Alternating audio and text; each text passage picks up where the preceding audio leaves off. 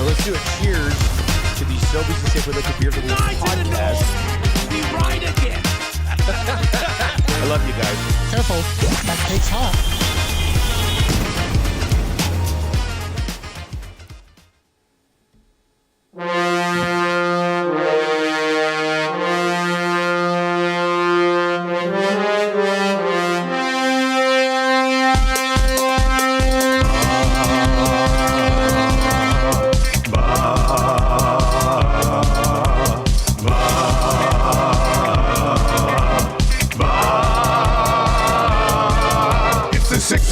Check-in, come on, let's go. It's the AM Nasty Big Hello. Hello! It's Matt Static, AM Radio. It's the Cool Bed Red Hot Nielson Show. Let's go.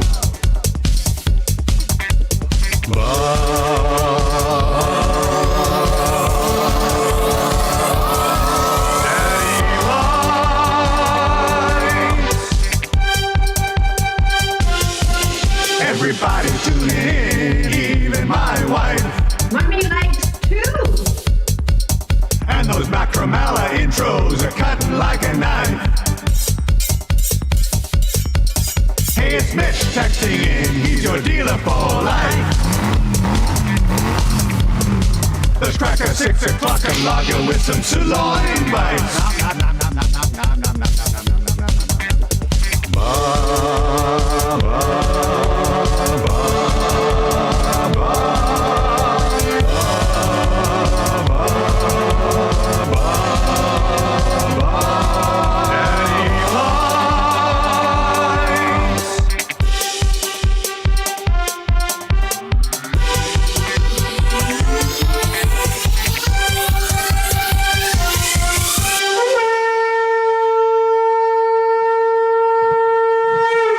Good Friday morning to you. Welcome to the Nielson Show live right here on Edmonton Sports Talk. Your clear choice for Edmonton sports, presented by South Fort Chevrolet. Drive a little, save a lot. Reserve your 2025 Equinox tracks and Traverse now.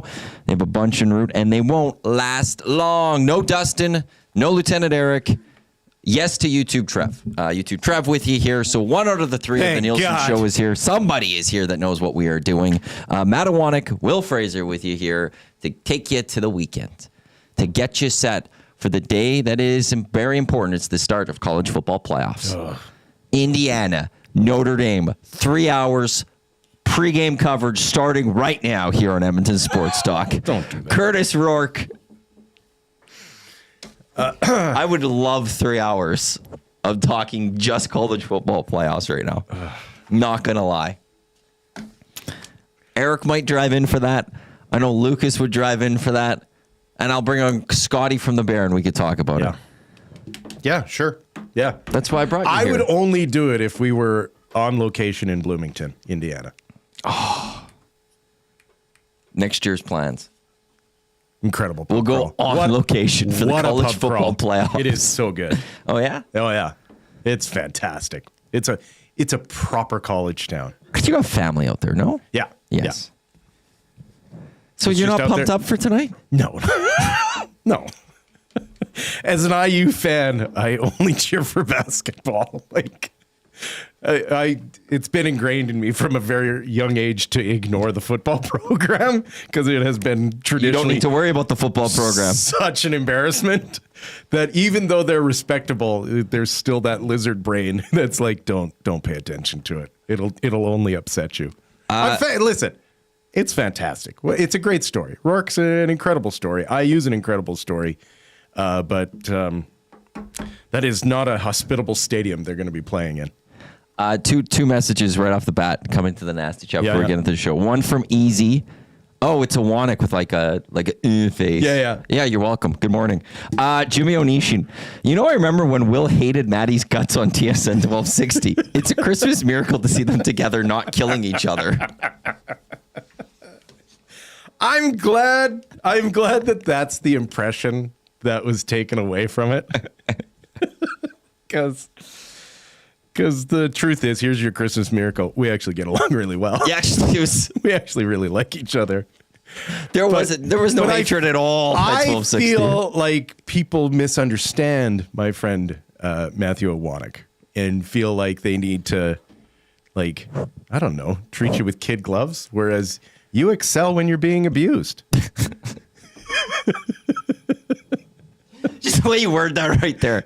Yeah, Like- you excel being abused. Like people need to understand, he's a little brother. Like he grew up a little brother. He thrives on bullying. So the more you bully him, the better he gets.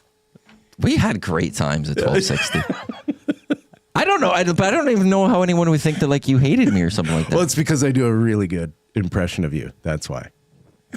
The really good part of that's the questionable. I will say that. It's because I would riff while doing an impression of you, and people would be like, "That's so Maddie." I'm careful out there too. I know Savage the plumber is saying this. You mentioned it. Yeah, coming in. driving in from Stony freezing Plain. rain. It's minus 14 right now Yeah. in the city. Yeah. The high of minus 7, but we've got to worry of freezing rain. Yeah. So Yeah. careful so, out there. Yeah. Woke up this morning, went to the bathroom, and heard rain on the roof. I'm like, well, that can't be good. I went out, and it's just the entire front windshield is just iced in. So yeah. And then while you're driving, it's raining more, and that stuff doesn't just come off; it just sticks to the windshield. So fill up the washer fluid and make sure it's like the minus 50 this stuff. is now when you need that stuff. Yeah, and you're going to be using it the entire way in and drive. I think I did between 80 and 90K an hour on 16. So, and I got on and I was kind of like, man, I hope I don't have anyone cooking up from behind, like doing 120 coming from behind. And no, everyone was minding their P's and Q's out there. So continue to drive politely and have proper distance because there's already a couple of pretty big trucks in the ditch. So lots to get to on the show today. We'll go through what's coming up. But reminder, we are in the Popeyes studio. Festive family box featuring 4-piece signature chicken, 4 tenders, 4 regular sides, and 4 biscuits with an option for 4-drink bundle upgrade available in-store or a delivery. $30 Yeah. with the drink bundle in store. It's $36. yeah, now for the people who want us to fight, this might be where the first fight happens. Like Eric and I, we knew that we could properly share that because he would have all the meat and I'd have all the skin. But I feel like you'd fight me for the skin. Why would you not want the skin? Yeah. Like, what is Eric thinking there? He's good at sharing. That's what that is. Yeah, but it's the skin is like some of the best part of all of that. Trust me, I know. That's why I'm like, you gonna finish that? And I just have more of the skin. Like, what, you couldn't take 2 pieces and I take 2 pieces? You need all the skin? Yeah. Yeah, we're not sharing. We're not sharing one bit there. I don't know what Eric's doing there. It's that whole South Park episode. I don't know if you remember. Cartman comes in and eats all the KFC, the skin, and leaves all the and then he leaves. Yep. And they're all devastated because they're like, well, we don't want to eat any of this because there's no skin. That's right. Oh, jeez. No. No, yeah, we're not sharing that one bit. See? You'd have to buy 2. Yeah, one. Well, Trav, do you like skin on the chicken or are you good to. It's the best part, baby. Yeah. We're going to need 3. That's the Yeah, but best part. We're doing you a favor with that mustache. You shouldn't be having. It'd just be a grease stash. I'll eat at it. that point. I'd have to like scavenge it and like just rip it off and then eat it with a fork. Do you eat weirder with that stash? Like, No. are you someone who like has to No. like bare his teeth and No, like? you kind of just embrace it, and then after you have to clean it up after. You're just a guy that has like a napkin in his left hand Always. at all times. Yeah, Yeah. it gets pretty messy, Yeah. but it's worth it. The old soup strainer. Yeah. That I've never heard that one before. No? Nope. Chris Johnston, TSN Hockey Insider as well from The Athletic. He will join us in the 7 o'clock hour. We got Herm Edwards joining us to talk some National Football League. And we got Beer of the Week coming up later as well. That's the only reason I showed up. We've got 3 questions to many coming up at 8 o'clock. We've got Kind of Easy Trivia. Oh, I didn't. Do you want to do spread out Kind of Easy Trivia or will I need to? I'll do it. I didn't know you enjoy doing it sometimes. Yeah, no. Okay. I'll I do could it. come I'll up do with it. I have no problem coming up with listen, it. I'll find a theme and I'll build. I like how you do the themes. We also will have the wrap, which will feature the A&W text of the day. So get those texts in. 780-218-9999. That is the Parish Jewelers inbox. Let's get to morning announcements, which is brought to you by 100.3 The Bear. Check out Yukon and McCord every weekday morning and Jess Jackson on your drive home. I had a lovely chat with Mr. Scott McCord earlier this morning to talk some Oilers, to talk some NFL, to talk also some college football. We did talk college football because McCord loves his college football as well. We were both big into the New Orleans Bowl yesterday. The R&L Carriers New Orleans Bowl. Just stop as it. Georgia Southern. Did they fall to Sam Houston? As soon as you say Georgia Southern, like it's white noise at that point.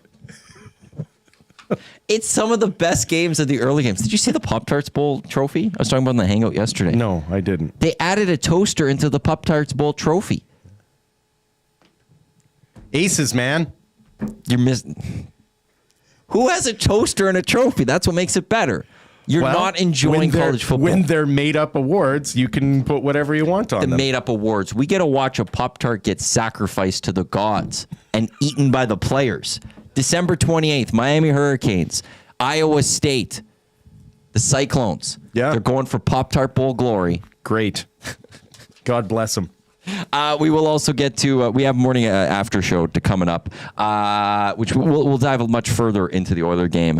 But just initial thoughts, Oilers taking on the Bruins. Merry Christmas and thank everyone for McJesus because that's what having two superstars on your team allows you to do. It allows you to just say, let's keep it close. And in the end, maybe they'll just will a team to a victory. And that's what you see. Connor McDavid, with less than 3 minutes remaining, decide, now's the time. Let's finish this. Let's win this. Let's go get the 2 points. Let's go get this into overtime. And then a unheralded cagey veteran play by Ryan Nugent-Hopkins in overtime. And it looks so simple, but the instinct there has got to be just to try and hammer that puck in because you're all alone. And he takes the second to look behind him, sees Matthias Ekholm, and just puts it on a tee for Ekholm for the winner. So, yeah, really smart hockey from an Oilers team that did not look good in the first period. Slow start, strong finish. Yeah. But didn't get the doors blown off either, right? Yes, they were down 2-0, but this was against a team that isn't going to run away and hide from you, right? Boston Bruins are not built to run away and hide. They're built to sort of grind you down, and the Oilers decided to basically match that and say, we'll pick our spots. And that's what they did. So, yeah, a good win. And nothing wrong with going overtime with the team that's not in your conference.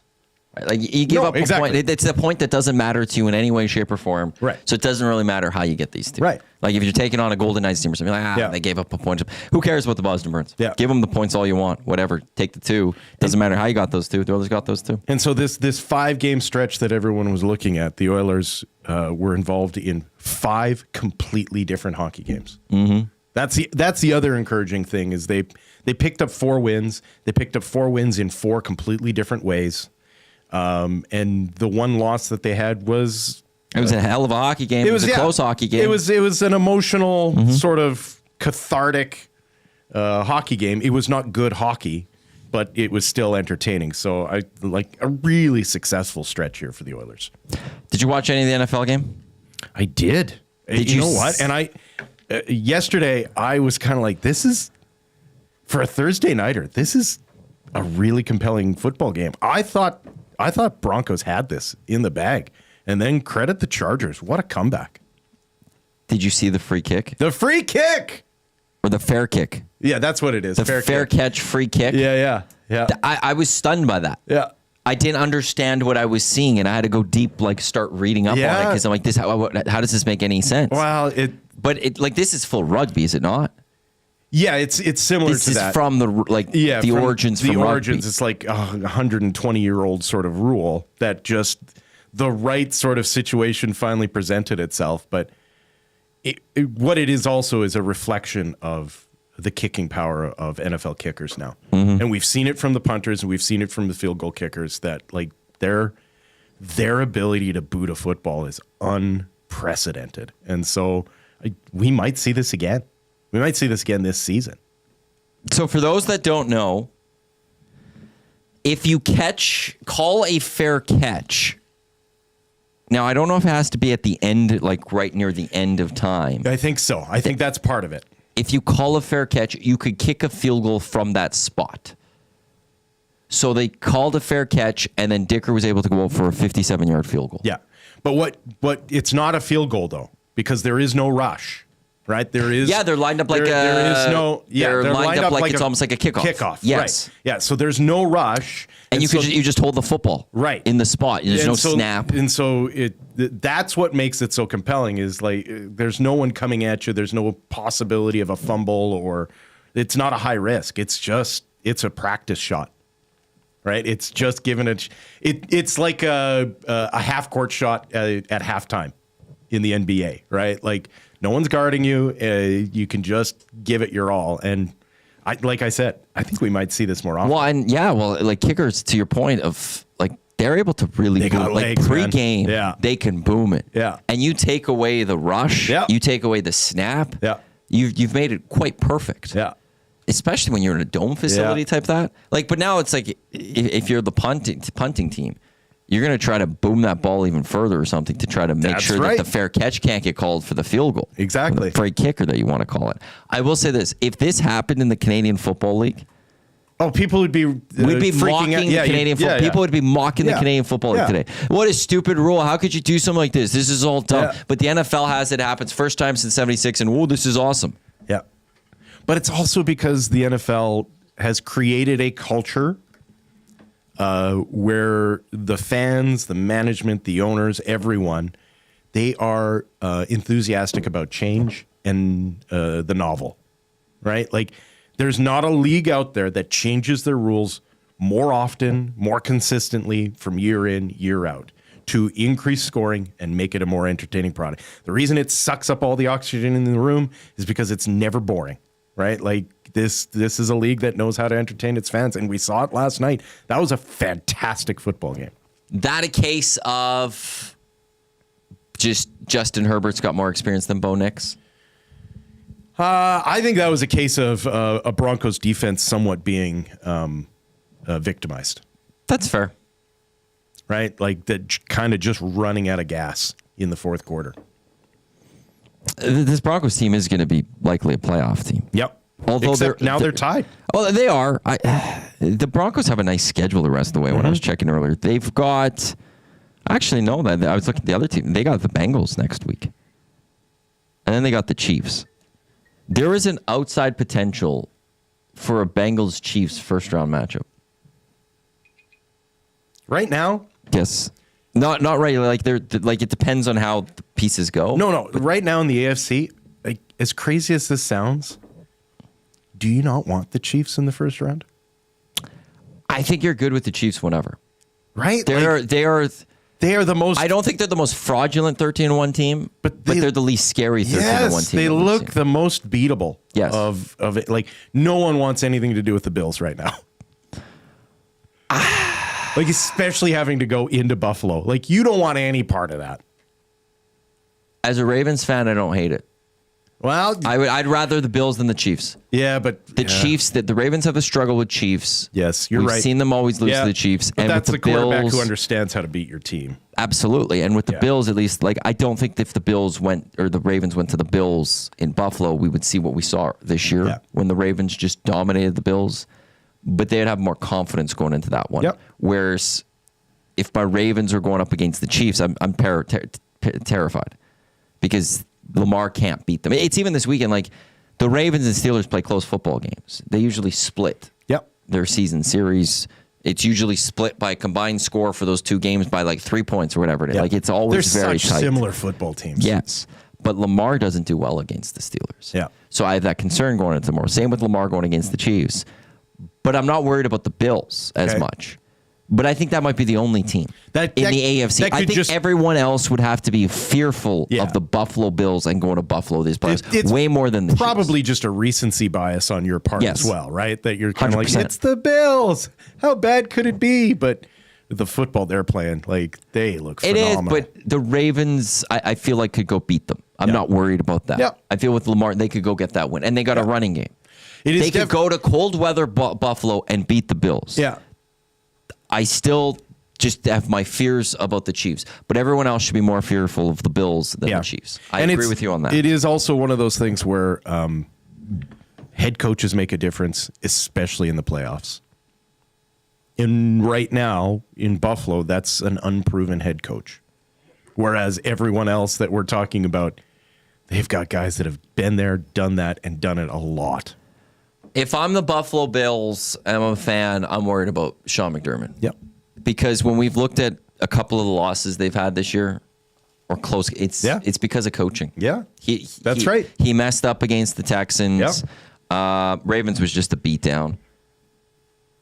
They also lost to the Rams. Coaching decision there as well. Yep.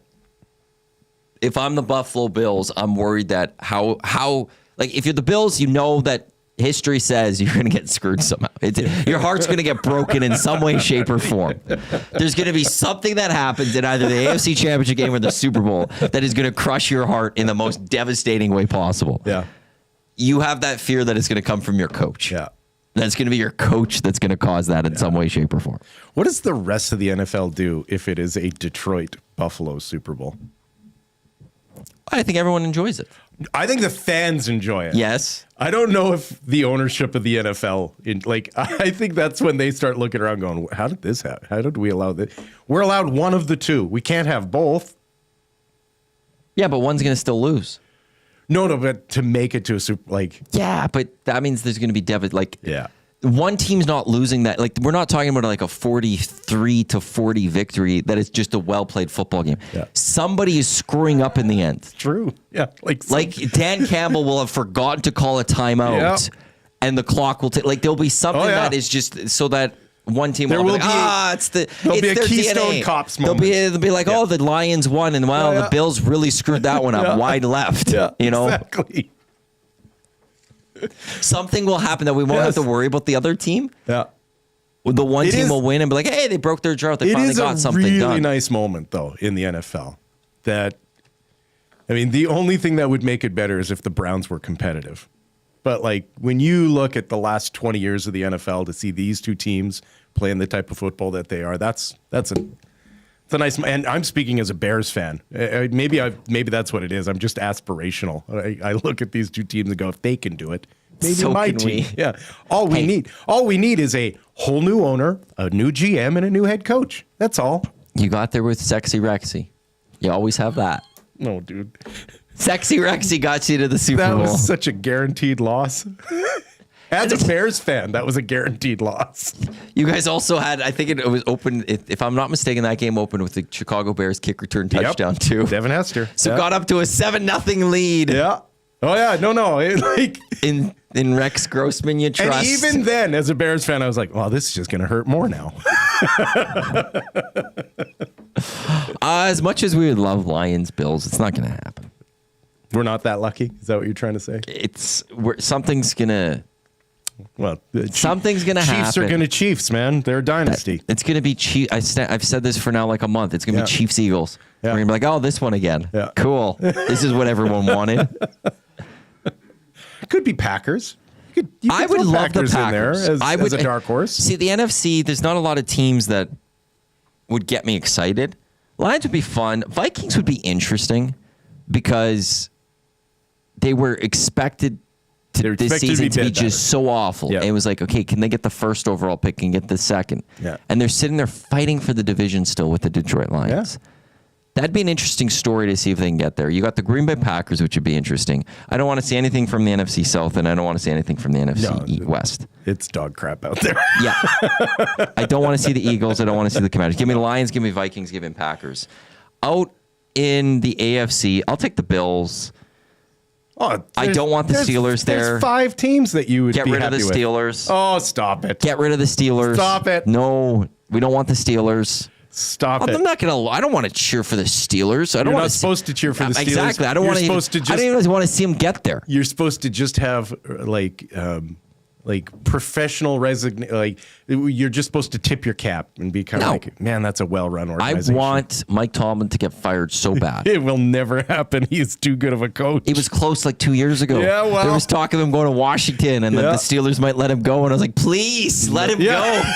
Let him go. Well, I think this is how some people feel about. He's an awful coach. Fire him. Head coach as well. I'm terrified for the day that he's gone. It'll happen, right? And I'm terrified. Except maybe not. He's been there so long now. No. That it might just be. No, I don't care. They know that they'll never be better without him.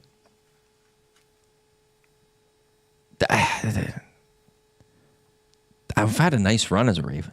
Yes. They've only had 3 coaches in their history. You Back have. to Baltimore. I don't even remember who the first coach was. And it's Brian Billick came in. He was a fine coach. He was fine. Won a Super Bowl. Yeah. And John Harbaugh has been one of the best coaches we've seen. I don't want the day for him to he'll be go done. down as one of the best ever. And I don't want him to leave. And I think this is what I mean by like Pittsburgh and Baltimore they're mirror images of each But other. John Harbaugh seems like a guy, because he's older, a little bit older than Mike Tomlin. He seems like a guy that I think would hit a point and be like, you want to know something? I'm ready to just go spend time with my family. No, I'm done. No, I'm good. I think that would have already happened. I think there's a guy there's a couple his more kids years. are probably out of the house. And like right now, all there is He's 62. yeah, like there's nothing to do but coach football. Yeah, but I don't see him being a guy that's like coaching into his 70s. Why not? Because I just he seems like the normal Harbaugh. You got the Belichick crazy just one, got a new job, didn't he? but he's crazy. He's insane. He's also dating a 26-year-old. Yes. So he's got to get in touch with the college kids. You know, like Ew.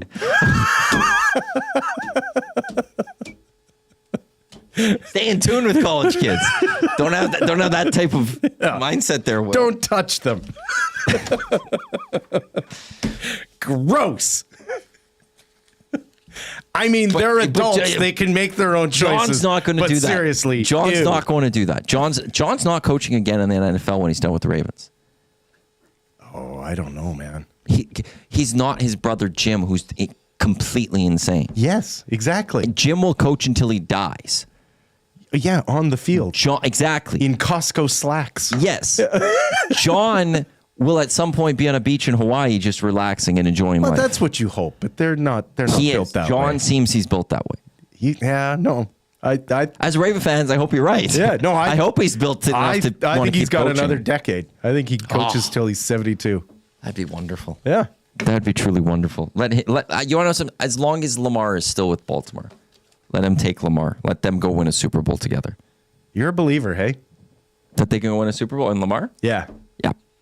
Good. I'm glad that you are. He's a special athlete. But, man, sports fans are fickle. Yeah, I get that. It's one,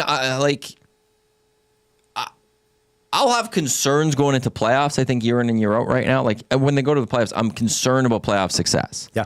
But I also think there'll be the 1 year he will have that success. It's going to happen. He's too good not to have it click in for at least a year to get to the playoffs. And, look, last year they should have beat the Chiefs. It was a fumble at the 1 that took the Ravens out from going to the Super Bowl. Yeah. Chiefs are going to chief, man. Chiefs are going to find but that's not a Lamar as much. Like, he drove him down. I can't remember who fumbled it, but if he holds on to that football, even if he doesn't get in the end zone, they're at the 1. They're punching that in. The Ravens are eventually going to win that football game. And they're going to a Super Bowl. They probably beat the 49ers. Yep. I agree. So that wasn't on fully on Lamar. So he's young. How old is he? I want to say 27. 28. He's 27. Okay. He's going to turn 28 in January, in just a couple of weeks. Wow. There's a lot of time still going to Super. So I'm a full believer in Lamar. Tell you what, when he is 41 and playing for the Jets, he's going to be phenomenal. I look forward to the Kirk Cousins, Aaron Rodgers tandem we'll see with the Jets next year. Completely off topic, and we do need to get a sports Yes. update. But at some point, we need to talk about the rumors out there about Madden. About Woody gonna Johnson. ask you about that. Woody Johnson and how he chooses his teams. And is he that crazy, or is he crazy like a fox? We talked about a little bit on the Hangout yesterday. For those that don't, we'll get to that. We'll get to that story. Woody Johnson, Madden Football, an NFL trade. That's all to come here on the Nielsen Show. It is presented by South Fort Chevrolet. We got Will Fraser, Matt Iwanyk with you here. YouTube Trev on the other side of the computer. He's got a sports update brought to you by Nisku Glass. When we come back, we'll get into that story. We'll get to, that's good. But we also have the morning after show to get a little bit more into the Oilers' victory over the Boston Bruins. Here is YouTube Trev with a sports update.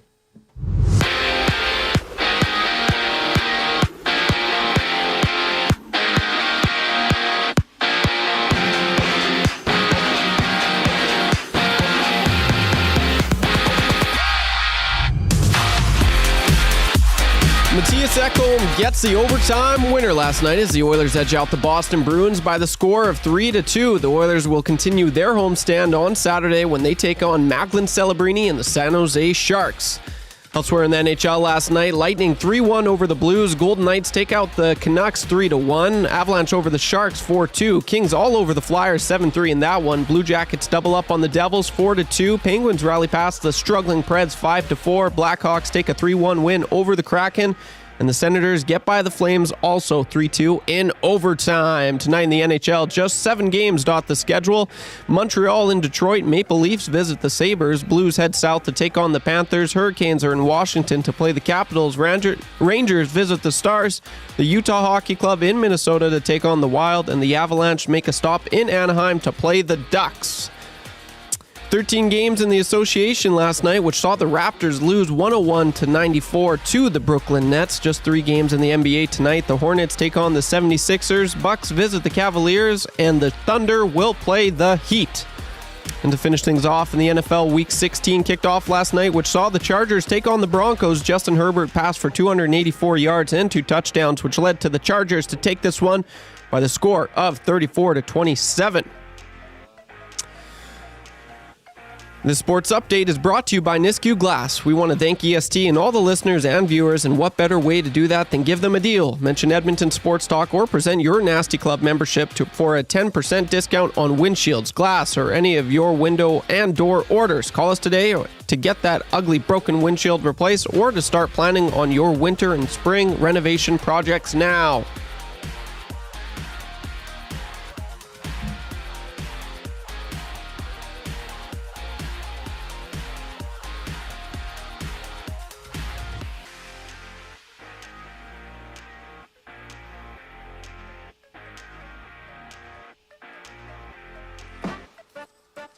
The Nielsen Show featuring Lieutenant Eric. Only on Edmonton Sports Talk.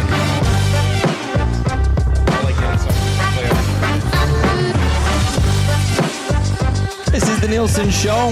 Matt Iwanyk, Will Fraser, YouTube Trev on Edmonton Sports Talk. Your clear choice for Edmonton Sports, live on TuneIn, iHeartRadio, EdmontonSportsTalk.com, on YouTube, as well as wherever you get your podcasts. This text comes into the Paris Jewelers inbox, 780-218-9999. Right now, winter sale, 25% off diamonds. They have 4-carat oval diamond solitaire for only $7,999 while quantities last. It will sell out, and a portion of sales from their holiday collection will be donated to the Make-A-Wish Foundation of Canada. This text comes in from Hampton Steve. Belichick has to drop off his girlfriend off at class each day, so I think he took the coaching job just to have something to do while she's busy on campus. Right now, that's my early candidate for text of the day. That we will give away for GCW later. Well, no, she's at classes, and he's just had to do something. Instead of sitting at the coffee shop for multiple hours, he's going to go coach some football at UNC. Yeah. I'm fascinated by that story. I want to watch UNC this year so bad. I watched when he did, what's the brothers? The Manning brothers. Yeah, I watched Manning when he cast? did the Manning cast. He's still doing it too. And that's all he should do. He's fantastic. He's doing both.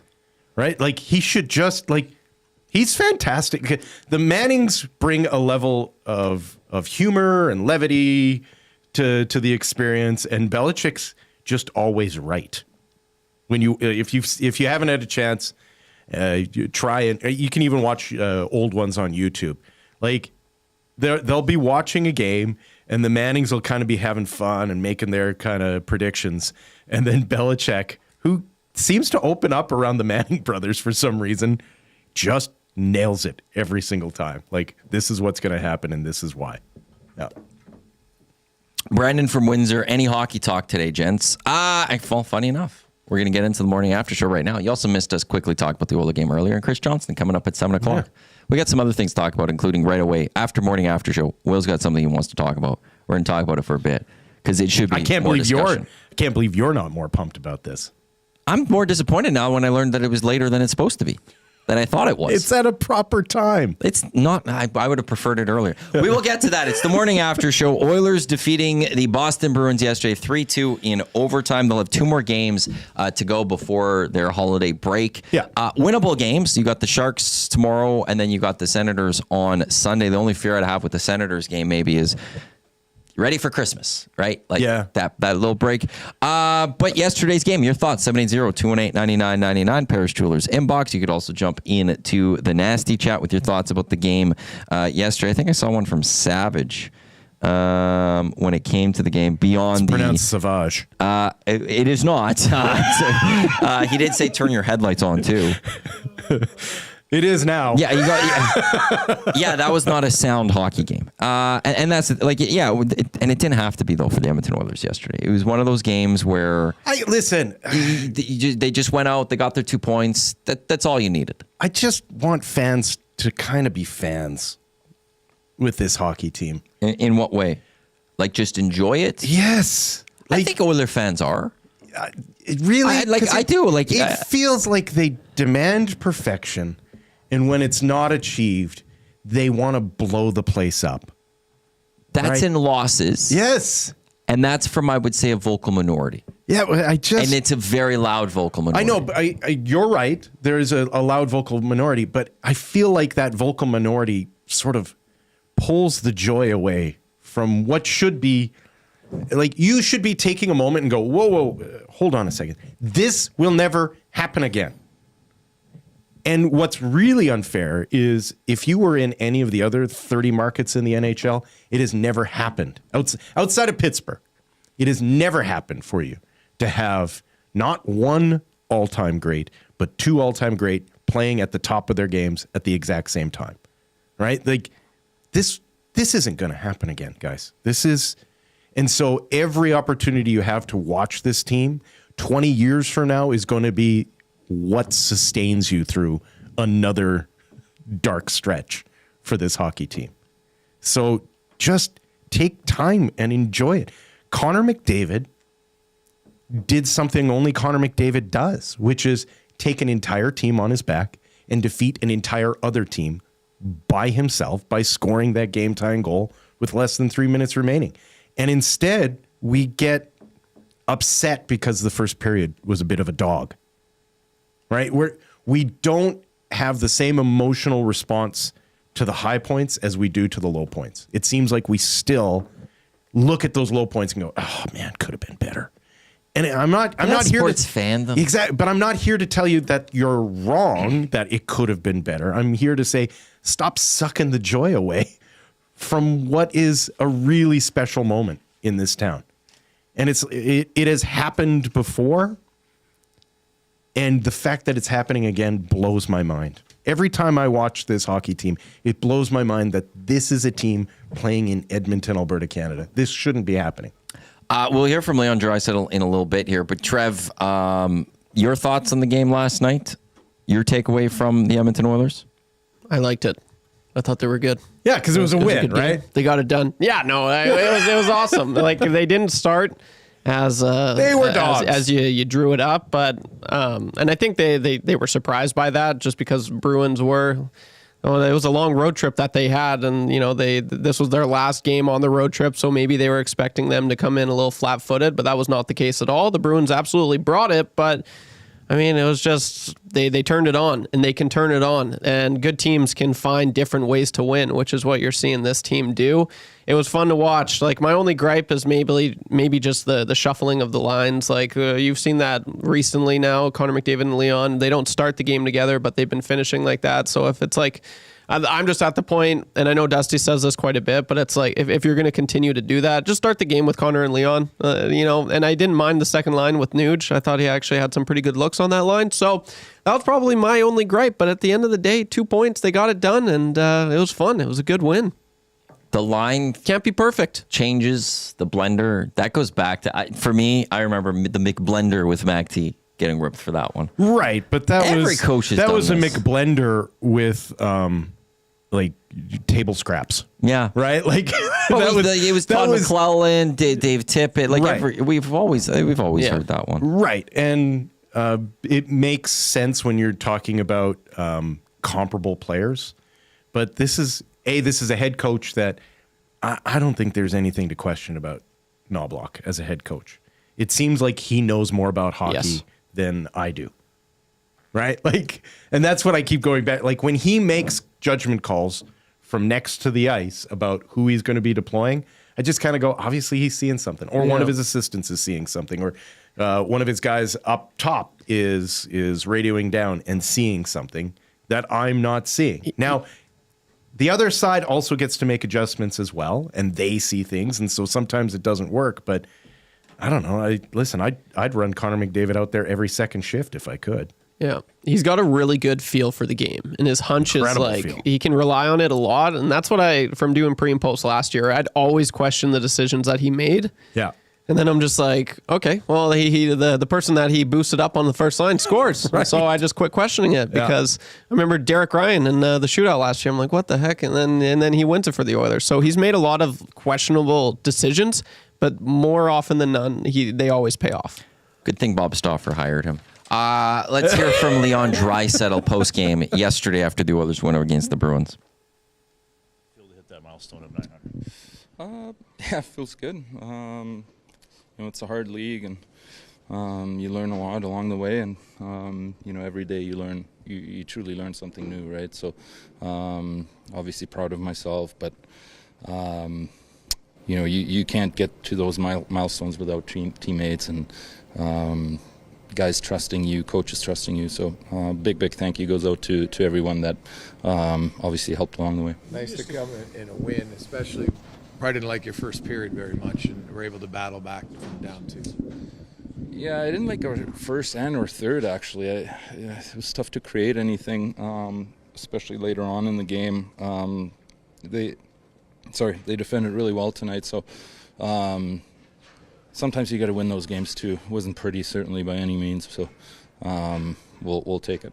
Those ones where a couple of key saves there from Skinner maybe just let you guys stay within striking distance. For sure, yeah. I mean, if it gets to 3-1, then that's probably over, right? The way they played tonight. So made the key saves that we needed to find one, and he was really good tonight. It's going on 6 weeks now since you guys have lost 2 games in a row in regulation. Is that something you're conscious of, or you speak about, or is it just something that kind of happens? No, I don't know how many guys would be aware of that, but you try to string them together as much as you can, and consistency is obviously key. And it's a cliche, but every team lives by it. You never lose 2 in a row, right? So it was a gutsy win tonight. Lots of guys play hurt. Everyone in the room. What does it look like to see Zach Hyman playing with a face that looked like that? Yeah, I mean it's tough. Like everyone plays through stuff, but that's a different type of scare, right? Obviously, it wasn't the first time him breaking his nose, so I'm sure he's got some experience in it, if you want to say. But he's obviously a warrior. He'll play through anything, really. So just plays hard, plays the right way. Leon, they said before the game, or after last one, you guys wanted to get back to tightening up defensively. How do you feel you overall? I know you say you didn't create a lot, but what do you feel you did defensively? Yeah, pretty good. I think couple little things on the awareness side where we can clean up and really tighten it up. But overall, pretty good. And then our goalie was great when we needed him. You just played a stretch of really good teams like Tampa, Minnesota, Vegas, missing one. Florida tonight. Boston's a good team, and you win 4 out of 5. That's what do you think of that stretch of games and how you came through it? Yeah, a tough stretch, of course. Really good teams coming in here. All in the top 10, top 12, whatever. So obviously, it tells me that we can beat any team on any given night. Should give us a lot of confidence going forward. And there's Leon Draisaitl. Humble Leon Draisaitl is my least favorite Leon Draisaitl. I'm a big Leon fan. Personality-wise, like yeah, no, when he that's what I mean. I love humble, deferential. Leon Draisaitl is my least favorite Leon Draisaitl. He's also a very intelligent individual. When he is giving it back, when he's got a little bit of a chip on his shoulder, that's my favorite Leon Draisaitl. And so, like, he just scored his 900th point, had a 3-point night, by the way. He is second in the league in scoring with 50 points now and leading the league in goals. And he goes, yeah, it's a tough league.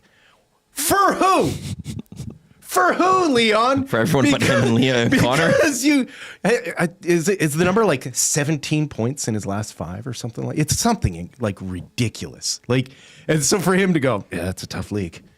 No, it clearly isn't, Leon. You just had 3 points. You've reached 900 on your career. You're playing ridiculous hockey right now, and you make it look easy. But you want him to come on and just be like, yeah, this is the easy, simple. Like, is there any other player who plays at his level who makes it look as easy as he does? Like, that's always the complaint with Leon Draisaitl, is that people are like, it doesn't really look like he's given it all. 18 points in his last 7, I think. 18 in the last 7. 7. And then in his last 4, 9 in his last 4. Well, because it's a hard league. No, I got that wrong. I was looking at just assists. 9 assists in his last 4. That's 12 points in his last 4. Yeah, it's a hard league, Maddie. It's a hard league. No, it's not, Leon. It's many players would love just 9 points in the last 4, and he's got just that assist. Hard for everybody else. It is not hard for you. Oilers' next 2 games. Tomorrow they got the Sharks, 1 o'clock GCL Oil Stream pregame show with Tommy and Hernan getting you set. And then Friday or Sunday they get the Ottawa Senators. Time for That's Good, brought to you by the Italian Center. That's good. Hand-stretched, house-made dough topped with their signature sauce, best ingredients from their deli. Their Pizziolos? Oh, come on, you're half Italian. I just don't know how this is spelled. Pizziolos. Thank you. Oh, thank you. I've done the hard work. So he's got the mustache. He does have hard work, so you just need to throw them in the oven, and you look like a hero in 10 minutes. Great Mario there. Will, I want to give you a little time here. Okay. We will talk a little bit more of this because we've got like only 10 minutes left in the hour. Sure. Tomorrow, it's a hard league. That's going to stick with me all day. Tomorrow in Saudi Arabia. Yes. Is it Saudi? I think it's Saudi.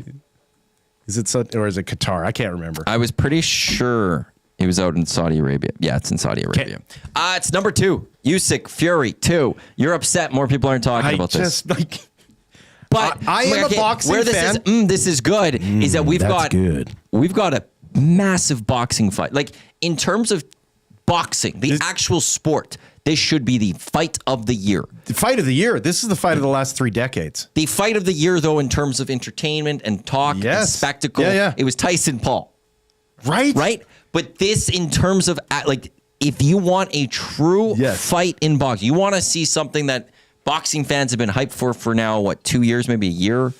Well, this is, 3 months after, or is it 6 months? Well, when was the first fight? In the spring, was it not? Was it that?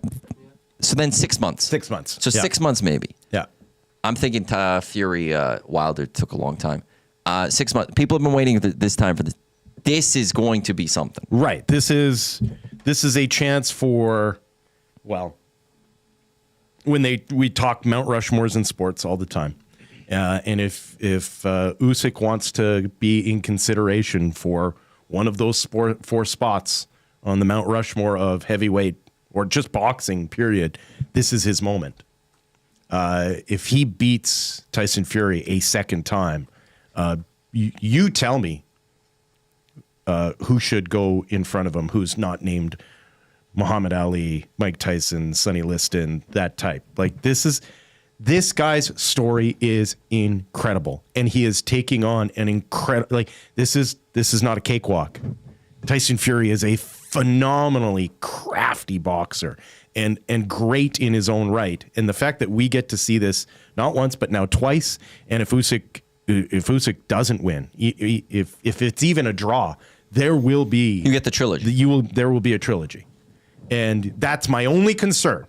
My only concern is that the 2 camps are chasing the payday. And who can blame him when Tyson Fury talks about making $150 million off of these fights? When you're making that kind of money, that there's a corrupting influence of that. The hope that I hold on to, though, is it strikes me like Usyk doesn't care about the money, which is crazy to say. Everyone cares about the money, but Usyk really seems like he cares more about his legacy and his place in the sport than he does about the payday.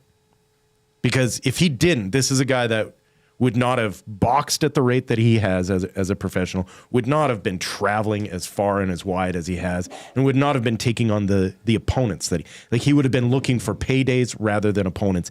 And time again, he has chosen the opponent over the payday. And that included the first fight, where he did not make as much as Tyson Fury, even though he was the champ.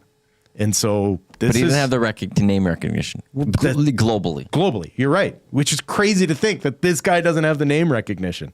And so, yeah, if you are a fight fan of any type, make sure that you are in front of a television tomorrow afternoon, because this is going to be an incredible moment.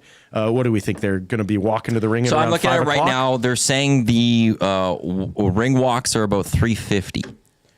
And the fight is scheduled to start just after 4. So that usually gets pushed, right? Yeah, so they've got it scheduled right now that it's a 4 o'clock fight time. So we're probably talking 4:30, 5 o'clock. I've got a 10 o'clock is the first fight. I think broadcast starting at 9 o'clock. Yeah. I don't know where it is in the States. The thing I'm looking at, it's DAZN in the U.S. Yep. So I don't know if it'd be the same here in Canada, DAZN as well. There are other ways as well. Sure. We'll just leave it at that. Wow, person. If you've got that buddy who's got the sports lair set up in his basement, everyone should be moving in, because this is Oilers go at 2. Is that right? Oilers at 2. Doubleheader in the NFL. You can watch some of the undercard. Watch some Oilers at 2. Tune in during intermission to a little bit of NFL. You got 11 o'clock KC Houston. You got 2:30 Baltimore Steelers. Yeah, and then as soon as that Oilers game wraps up, Usyk Fury should be getting ready to head to the ring. Like, you didn't even finish it all off. What's that? 10 a.m. Penn State SMU college football playoffs round 1. Stop it. 2 o'clock Texas Clemson round 1 of college football playoffs. 6 o'clock Ohio State Tennessee college football playoffs. That's the 3 of the 4 games of college football. This is why people think we don't like each other, because you do this. Well, I'm adding to it. You've got 3 college football games that matter tomorrow. You've got 2 NFL games. You've got the Oilers game. Plus, you've got Fury Usyk. Yeah. If you've got don't disrespect college football. If you've got the money to just go park yourself in a local watering hole, do that. Century Casino, with their wall of TVs, because they're seamless. Yeah. They're like connected to each other like no other place I've seen in Edmonton, where you could watch. Like, I was there for the Elks game against the Argos, World Series game 1, Oilers Penguins. And it was just perfect. Perfection, Plus horse racing, because I was betting on the horses. But you had Santa Anita or I struggled at Santa Anita. Was really good at Del Mar out in Torrey Pines, but that closed a little early during my elk season. I only show up at 1 a.m. for the races out of Hong Kong myself. So, to Gus, what time does work play at Notre Dame? That is tonight. Yeah. But like, the way, like, you go to other venues or other watering holes in town, the TVs are all over the place, and you're having to move around. You're right. And you kind of then focus on the one TV that's kind of closest to you, or like right in eye shot. Yeah. At Century, they all are. Yeah. It is actually just the way they've built those TVs, the walls of them, and how they're just all connected. It is a perfect spot. So, if they had Fury Usyk tomorrow, that'd just make it even better tomorrow, because you'd get it all. It's like, it is incredible. It's college football. It's NFL. It's NHL. It's, if you want, throw some NBA in there, because the NBA is going. You've got this fight. Like, it's a great sports day. This is what makes boxing great, is it comes down to moments like this where everyone is watching. And so this is a perfect opportunity. Like I said, the Oilers game wraps up and they'll be hitting the ring. Like, a kind of a perfect day. I wish it was a little earlier. Jeez Louise, man. No, yeah. We will get into a little bit more Fury Usyk later. Earlier. Yeah, I can work on that one. 11 would have been nice. My Ravens game's not going to be over.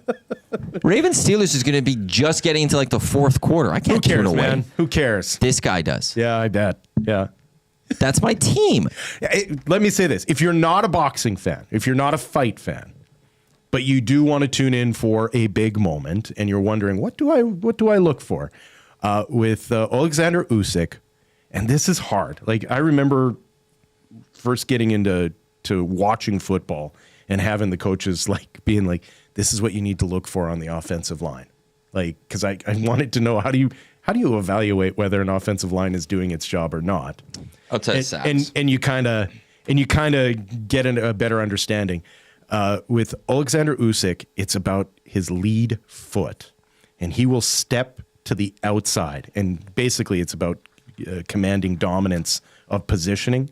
And I've not seen a heavyweight do it better and more consistently and more to set up what he is doing later in a round than Alexander Usyk. And so if you want to know whether he's on his game or not, that lead foot is the like you can hear it in the opposing corner where they're always like, you can every now and then you'll pick it up, like, watch the foot, like you'll hear it because he darts in, and it looks exaggerated. Like his leg stance is so wide at certain times. You're like, what is going on? And it's a way that he gets a guy who is 40 pounds heavier than him to go to where he wants to in the ring and set up his overhand right, like, and his left. I mean, he's southpaw, right? And so he also sets that up as well. So, and then on the other side, if you're a Tyson Fury fan, he uses that Muhammad Ali flip, backhand sort of flip to set up a jab, and then he keeps that uppercut locked and loaded, especially for a guy like Usyk. When Usyk darts in, the speed at which that big man can get that uppercut up and in is unreal. This is going to be a phenomenal fight. Before we wrap up, do you know who's next if Usyk wins? Who's the next fighter? Honestly, if I'm Alexander Usyk, I shut it down. How old is he? He's 37. Is he already that old? Yeah, he is 37. He is 37. He boxed in an extensive amateur career. Well, but then, like, if you're boxing, what's next?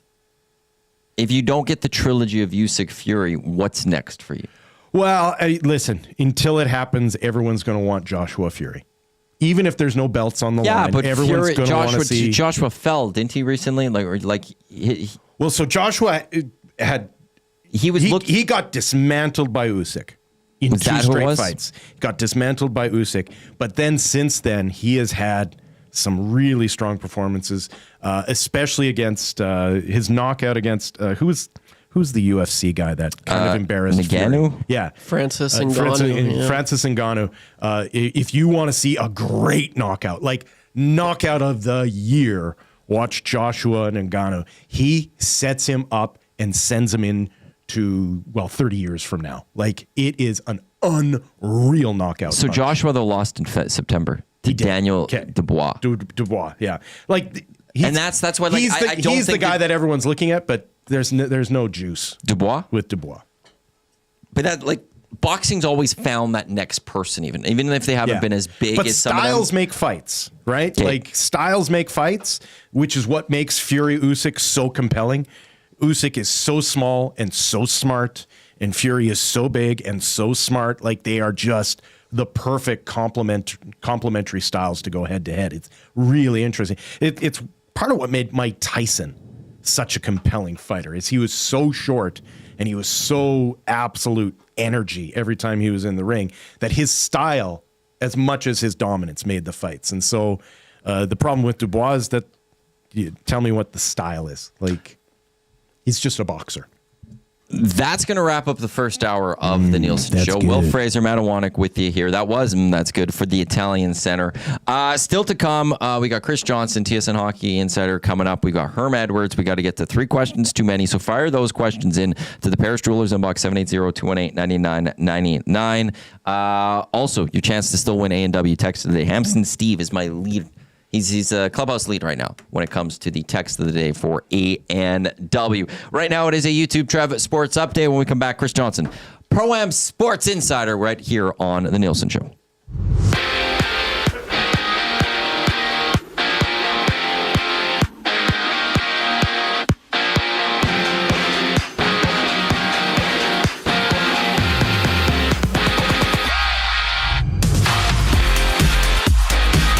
Mattias Ekholm gets the overtime winner last night as the Oilers edge out the Boston Bruins by the score of 3-2. The Oilers will continue their homestand on Saturday when they take on Macklin Celebrini and the San Jose Sharks. Elsewhere in the NHL last night, Lightning 3-1 over the Blues. The Golden Knights take out the Canucks 3-1. Avalanche over the Sharks 4-2. Kings all over the Flyers 7-3 in that one. The Blue Jackets double up on the Devils 4-2. Penguins rally past the struggling Preds 5-4. Blackhawks take a 3-1 win over the Kraken, and the Senators get by the Flames also 3-2 in overtime. Tonight in the NHL, just 7 games dot the schedule. Montreal and Detroit. Maple Leafs take a visit to the Sabres. The Blues head down south to take on the Panthers. Hurricanes are in Washington to play the Capitals. Rangers visit the Stars. The Utah Hockey Club in Minnesota to take on the Wild, and the Avalanche make a stop in Anaheim to play the Ducks. 13 games in the association last night, which saw the Raptors lose 101-94 to the Brooklyn Nets. Just 3 games in the NBA tonight. The Hornets will take on the 76ers. The Bucks will visit the Cavaliers, and the Thunder will play the Heat. And to finish things off, NFL Week 16 kicked off last night, which saw the Chargers take on the Broncos. Justin Herbert passed for 284 yards and 2 touchdowns, which led to the Chargers to take this one by the score of 34-27.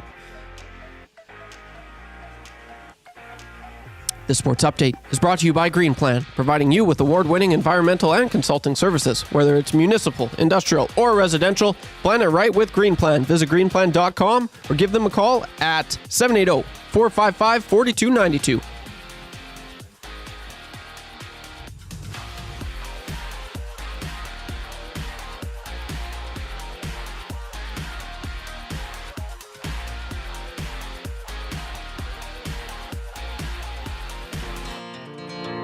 The Nielson Show featuring Lieutenant Eric.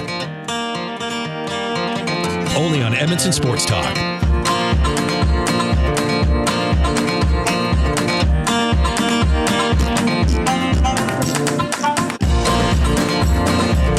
This is the Nielson Show. Matt Iwanyk, Will Fraser, YouTube Trev with you here on Edmonton Sports Talk, live in the Popeyes Louisiana Kitchen Studio. The festive family box featuring 4-piece signature chicken, 4 tenders, 4 regular sides, and 4 biscuits with an option for a 4-drink bundle-up charge. Your Lindsey Graham is getting so good. I don't know. I took that from, I think almost like it was Topi from when he was working at the Bear. Oh, yeah? Saying biscuits. I don't know why I like saying biscuits, though. I can't say biscuits unless I'm going biscuits. Yeah. Don't you get like that. Meemaw's going to be upset. They did these like strawberry biscuits back in the summer or something, and I'd do it on the oil stream, and Tommy would just lose it because like he was not expecting that. I'd just come out and be like, yeah, biscuits. We still got to get to Herm Edwards later in this hour. We've got Beer of the Week coming later. Yeah. Chris Johnston. Right away here. Two Pillars Brewery is coming up later in the show. I'm excited. I've never had their stuff, so I'm really excited for it. From Calgary. Yeah. We'll have them on from Calgary. And then we'll catch up with Chris Johnston right away here from TSN, who is brought to you by Pro-Am Sports, your locally owned sports memorabilia and apparel specialists. They have just been restocked with Oilers and Blue Jays Christmas tree ornaments. Let the elves at Pro-Am make your tree look great. It's located in Edmonton at the corner of St. Albert Trail, 128th Ave, online at proamsports.ca. Do you really want that Jays ornament? Yes. Do they have any Yankee ones? I'll take a Yankee one. What? Looks like they're finally getting your boy out of center field, so at least they're making some smart moves this offseason. Which boy? Aaron Judge. Oh, I thought you'd saying the Jays getting someone out of center field. No. Yankees actually have had a decent week since Juan Soto went to the Mets. Since they lost their best player. But we always knew that was happening. We've always knew that was happening. Are we ready to go, Trev? Let's bring him on. Chris Johnston from TSN and the Athletic joining us. And Chris, how you doing this morning? Wow, you guys are bringing the energy already. I'm impressed. It's a Friday, Chris. We gotta.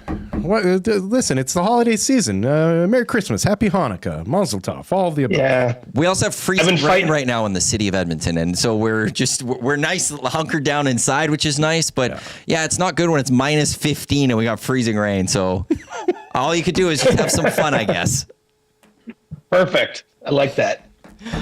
It's also people are feeling pretty good in this city because of the Edmonton Oilers. It wasn't the prettiest win, but they go get the win against the Bruins yesterday. But more importantly, I think for Oiler fans, the stretch that they've just gone through, starting from, I think it goes back to Tampa Bay through Boston. They've taken on some really good teams, and they get 5 out of those 6 wins. This Oilers team has kind of gone hot at the right time, haven't they?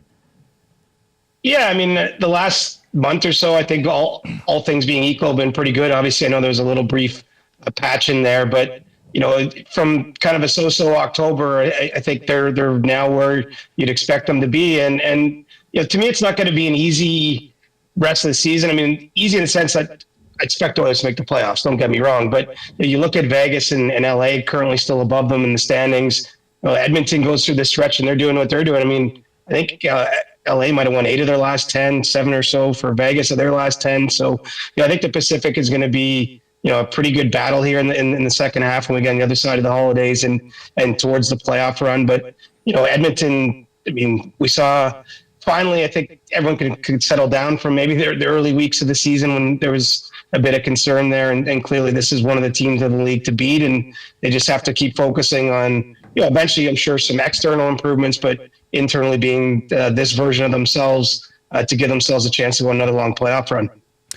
Chris, outside of Toronto Maple Leafs fans, I don't know if there's any other fan base in sport like the Edmonton Oilers fan base for navel gazing and for obsessing over whatever is going on. I feel like I'm constantly on here just harping on Oilers fans to just enjoy the moment because this isn't supposed to happen. So can you give us your outsider's perspective on Leon Draisaitl? Because he finished last night with another 3-point night, getting to 900 points on his career, and said to the media, it's a hard league. I agree with him, but it doesn't seem like it's a hard league to him. Yeah, I mean, he's really unique, right? And the sort of combination of things that he does well, he has a tremendous shot. He's won Rocket Richard trophies, but he's someone who's such a good setup man too. And when he's as big as he is and skates, when it gets moving, I mean, like, how do you get him off the puck? So, I mean, I think offensively, especially, he's just an absolute weapon.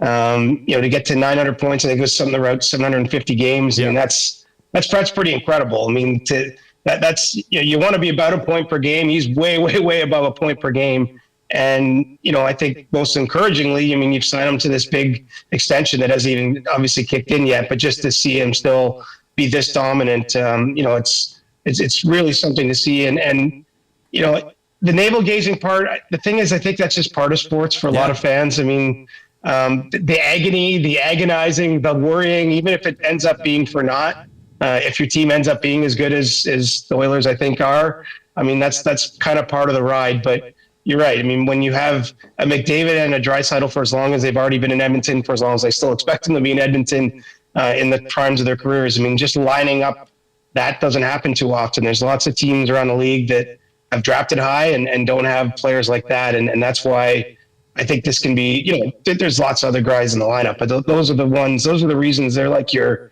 supernova stars that could take you places that a lot of teams just wish they could get to. We're with Chris Johnston from TSN and The Athletic.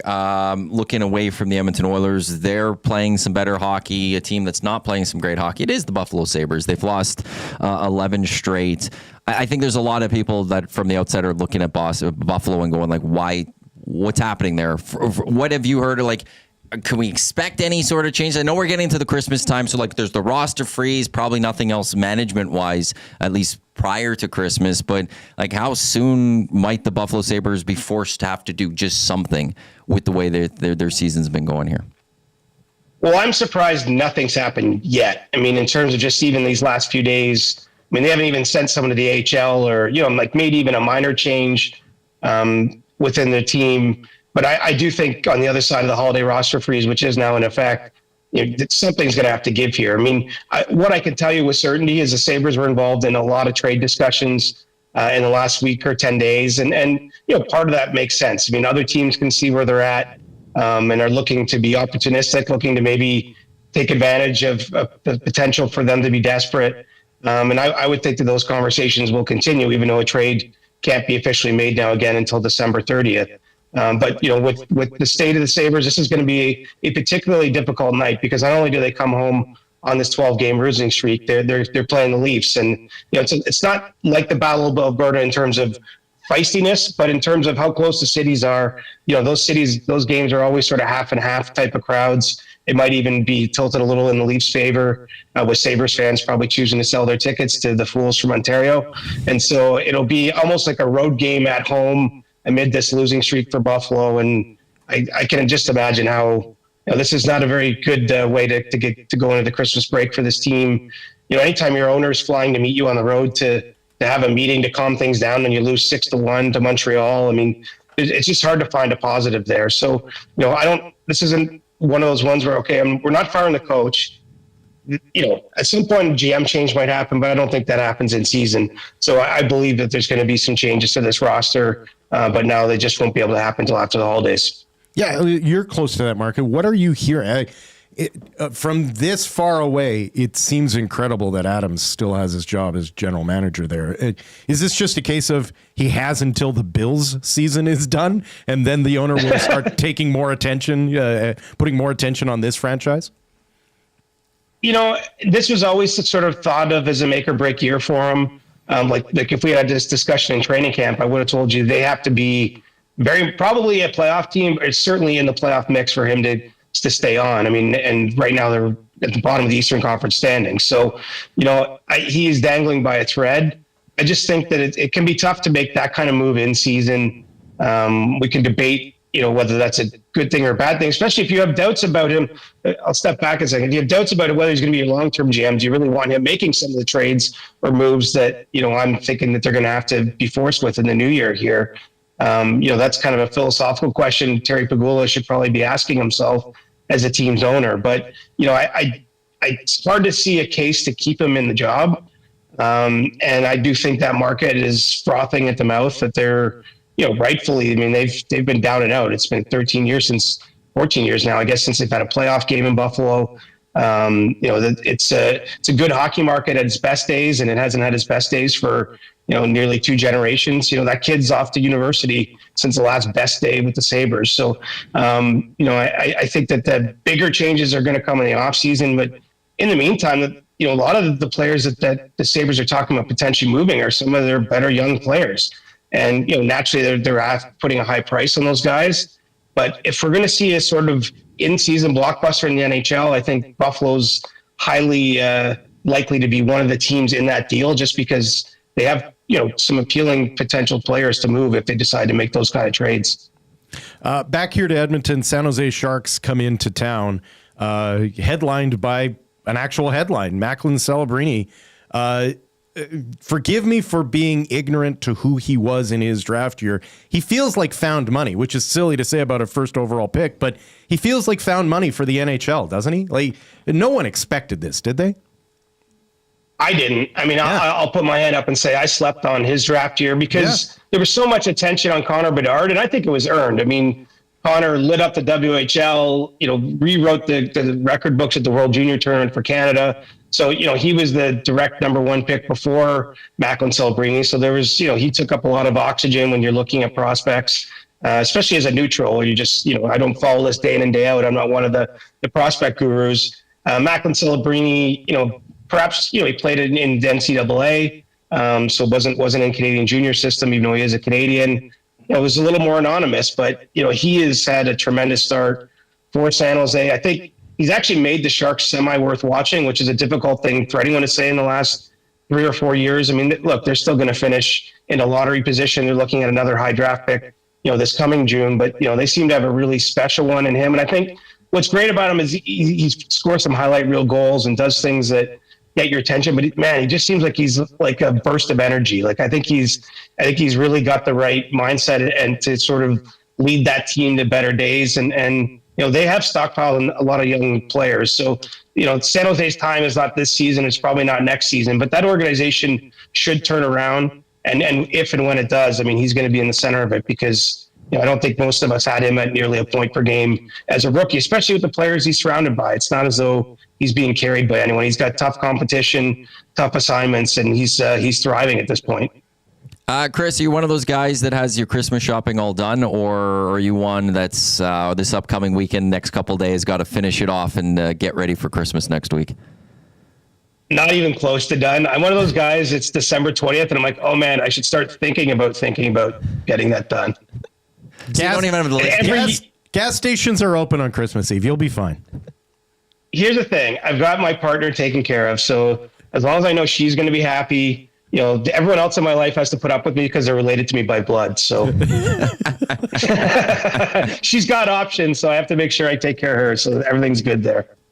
Well, Chris, appreciate having you on. Have a good rest of your Friday. We won't have you back on the station until post-New Year, so have a Merry Christmas to you and your family and a wonderful New Year. Same to you guys, and keep bringing that Good Friday energy. Thanks, Chris. We will try. There's Chris Johnston. Thank you very much from TSN and The Athletic, Pro-Am Sports Hockey Insider right here on Edmonton Sports Talk. Go check him out. Just off St. Albert Trail. North of the Yellow. I'm just glad I wasn't the only one that was sleeping on Celebrini, because his first 10 games, it was like, oh, this kid looks like he's pretty good, and then another 10 games, you're like, oh no, he might be special, and now you're watching him going, wow, for an 18-year-old, that's incredible what he's doing. I'm just glad Chris thinks I have energy to start on a Friday You'll take morning. it, right? I never have energy. I hate mornings. I hate doing this show for the morning fall. Like in terms of, I don't want to wake up. I like sleeping in, or at least getting my sleep as much as I can. Yeah, and the fact that I'm can't here, imagine why people think we hate each other. Yeah, but then the fact that Chris is like, you guys have a lot of energy. Like I'm fooling people today. That's right. I am fooling people today. That's all you can hope for. I am thrilled by that. Every day of your life, just end it going, I think I fooled him. Like that's well, not that, just the mornings once. I'll day. say this: when I'm in Trev's spot for mornings, I don't think I fool anyone. Yeah, I think everyone knows I am not speaking. I am very miserable in terms of just You're tired. A good time, a really good hang. That's I don't try to be. Yeah, I'm not trying to be anything different. But when you're in one of these chairs, it's different. You give off real lives by himself energy. Changing 100. Hey, we got 100 lights. Thank you very much for that. Unfortunately, I don't think we're going to get to the making Dusty eat pickled herring. Why? What do we need? Pulling it up right now. We need to get to 11,000 subs. Yeah. We're not even at 10.7. Come on, people. I know. Phone your friends. Send out WhatsApp messages. Whatever Christmas. Whatever it is you kids are using these days. Blue Sky. Am I right? And get them to subscribe because we want to see. Are you on Blue Sky? Dusty puke. Yes, I'm on Blue Sky, but the last Blue Sky I sent out there was "Don't follow me." Well, I'm gonna try to find you. Oh, there you are. Follow. Done. If you're reading this, you have too much time on your hands. Make a better choice. Talk to someone face to face. Parasocial relationships are not real relationships. Will Fraser on Blue Sky. Yep. And I think I'm going to leave it at that. I think that's what needs to sit there. But yeah, no, we need to get to... I appreciate that. I guess I still have an active Instagram account. I appreciate that all it is pictures of Eric.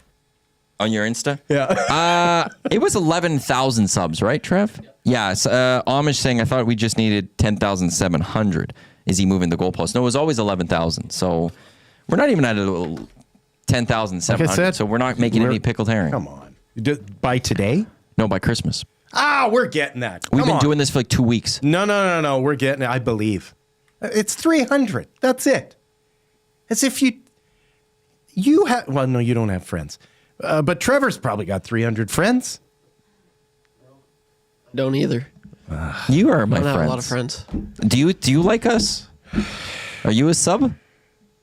Do I subscribe? I think you come up in my feed. I'm pretty sure. The guy who's been the more regular morning host than our regular morning host guy might not sub to this channel. I think I do. I think I did. I will just say a lot of a very Will thing. Yeah. A lot of our everyday listeners on YouTube are still actually not subscribed. So if you're tuning in every single day, and maybe I think what it is maybe you think that you are, but check. It's a big red button. It'll say subscribe. And you click it, and then it'll say subscribe. And I honestly think a lot of people think they are subscribed, not knowing that they're not. So just give it a quick look and subscribe. I want this to happen. Our fellow watchers and listeners, they're not big readers, so I can understand why they would. It's a simple mistake. Yeah. Let me see if I can. Can I do this? I'm just trying to look on the fly if I can find like our percentage of subs and not. No, that's not doing there. I was going to go specific to this show. You'd have to look on yesterday's. Yeah, you'd have to go day by day. Right now, it's like overall, it's like 50-50. 50 of our listeners are subbed, 50 aren't. Throw all of EST. I did learn like the Hangout, it's like 70% sub, 30% not sub, which I would think would be about similar here. So there's a lot of you that aren't sub. Just click that sub. We just got 5 new subs. Well, there we go. That's all we need. Like we this need. This is what I'm saying. This is doable, people. We can do it. Do you know how bad it would be for Dusty to have to eat pickled herring? Yes. And do you know how great that would be for all of us to watch Dusty eat pickled herring? Those of you who are already subscribed, you've got family and friends. They're probably still thinking, what can I get you for Christmas? This is it. You just say, all of you just need to subscribe. The flip side to this is like, it's also not hard to make another Gmail account. Like one more Gmail account and click sub. Spoken like the stalker you are, you sicko. You go make one more. Guys, seriously, it's not a problem. I've got 20. Like, I actually got about 6. But they're for different reasons. Oh, sure. Yeah. I got my CFL Fantasy League one. Right. I had a soccer podcast one that I used to have. Yeah. I have mine. I have the Edmonton Sports Talk one. Yeah. I had to create another Edmonton Sports Talk one for something else we're doing. I harass all people who have turned me down for a date with this one. I stock futures through this one. Yeah. But in the end, so like all we need is 300 of you. How many people are watching right now on YouTube? 224. So if every one of you creates a second Gmail account, and then there's people that are on the audio stream, you go create a Gmail account. I agree. Yes. And then sub to us on YouTube. Boom. Right. Yes, and. Right. Yeah, see, Normology says Dusty's afraid. He hasn't been promoting the 11,000 subs over the last couple of weeks. No, of course he hasn't. This is how Dustin lives his life, in constant fear of the new. I like troll here. I subbed on both my accounts. I'm contemplating using a fake email generator to create multiple burner accounts to get to 11K. Yes! But I'm not making 300 accounts, LOL. Listen. And that's the thing. You don't have to make 300. If 300 of you just make one, we can do this. I'll tell you this. Do you have $100? If someone's got $100, I guarantee there's an office in Kuala Lumpur full of people who will just spam some subscriptions for this. How do you think this industry exists? If everyone think it's legitimate, it's not. If everyone out there makes one fake account, I'll make a fake account. I will join you. Yeah. And we'll make Dusty eat that pickled herring. Right. Will and I and Trevor back Monday morning. This is not an impossible task. This is completely achievable. That's going to be part of Monday morning for us, is to get this done. I did not like the defeatist energy. I'm liking how we're rebounding on this, guys. We can do this. We're going to get there. We're going to get there. I believe. It'll be a Christmas miracle, but I believe. Yeah, we've slowly gone up. Sarah's saying that's too much work, Matt. I'm a minimalist. I'm a minimalist in my burner accounts. I think you just... That's fair. Is she single? Because she sounds like she's perfect for you, Matt. I will say this. Create one. Yeah. You could delete it after on like December 26th. We're not saying we have to stay at 11. We just have to get there for Christmas. I will screen cap the hell out of that. Yeah. And then Dusty has to eat the pickled herring. Actually, in fact, it would be hilarious if it dropped by 500 the day after he ate pickled herring. That would be chef's kiss on how Dusty would feel about it. Well, it's not that bad. Well, he still had the taste of pickled herring in his mouth. To watch the subscriptions go down would be pretty beautiful. How was the shrimp eating on Wednesday? He handled it way better than I was expecting. Did he handle it better than the artichoke heart? Oh, yeah. Like he said it, he was like, yeah, it actually wasn't that bad. I was surprised. He's like, I might actually eat that again. This food that has been eaten for thousands of years by everyone, turns out it's edible. The toughest. I may eat that again. Yeah, the toughest part for him was he ate it with the beard on, so he had a lot of the beard go in his mouth as well. So he was chewing on that, and he said that was gross. The beard. What are we talking about? His Santa costume. I'm like, where's the beard on a piece of shrimp? What are you talking about? And then he was grossed out at that too because before the show started, he grabbed his beard and there was a dead fly on it, just chilling. Yeah, that's good. Yeah. So he's like, yeah, that was pretty good. Yeah. This is the Nielson Show presented by Southport Chevrolet. Drive a little, save a lot. Reserve your 2025 Equinox, Trax, and Traverse. Now they've got a bunch en route, and they won't last long. You check them out online. SouthportChev.com. Iwanyk, Will Fraser, YouTube, Trev with you here. It's time for the Cool Bet hotline of the day. This isn't my hotline of the day, but I'm going to get there. Fury, plus 120. Usyk, minus 137. I'm there. I just wanted to look up the stuff. I think that's accurate. The draw is plus 1,400. Yeah. Do you have any, would you, if you had to guess, how long would this go? If it goes the distance, minus 152, so they think it'll go the distance. No is plus 110. So if you think someone's going to KO, it's plus 110. The first time was a split decision, was it not? Yes, it was a split decision for Alexander Usyk. And it shouldn't have been a split decision. There was a lot of controversy that the one judge was clearly corrupted by the Gypsy King and his crew.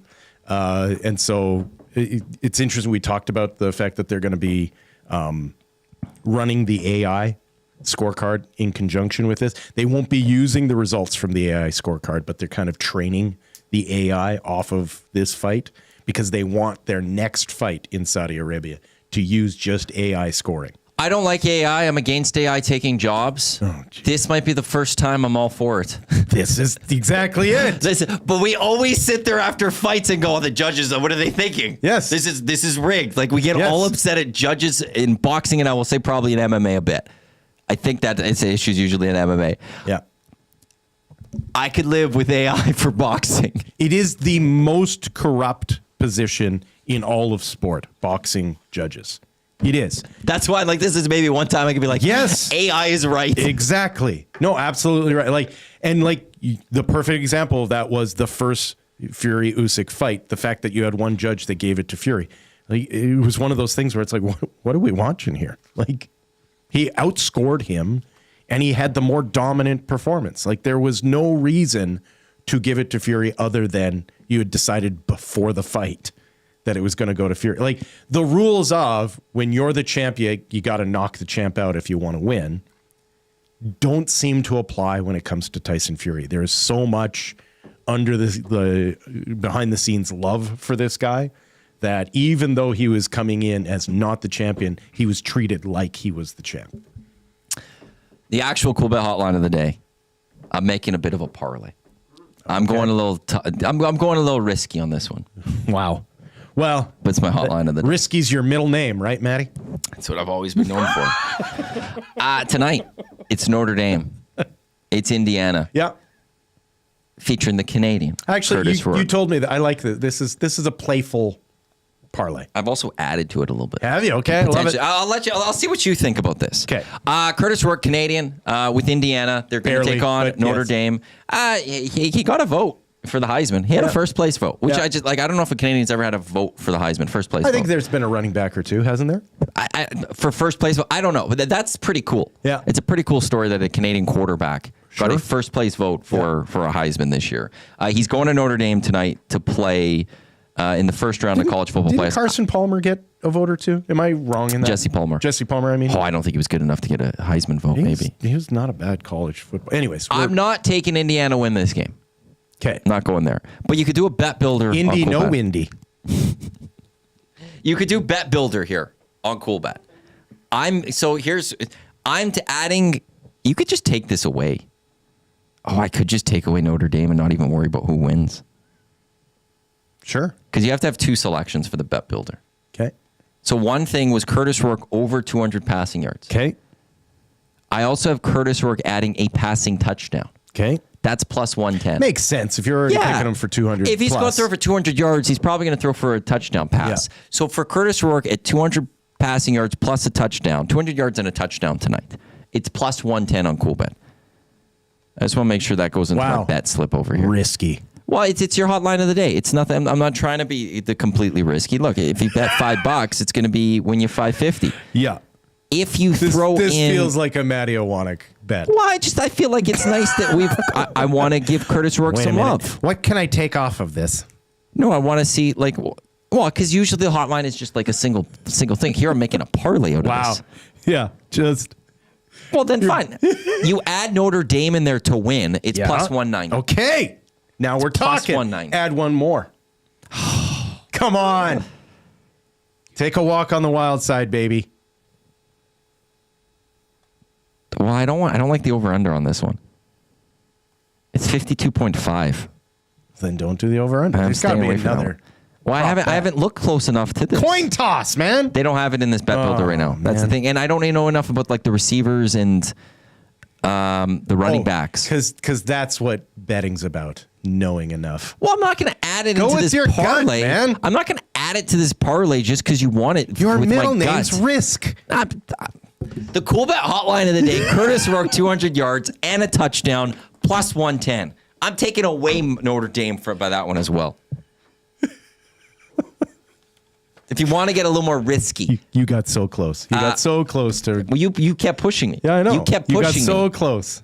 And then keep pushing me. Also, someone earlier said I need to stop saying biscuits because their dog, that's how he says it to his dog.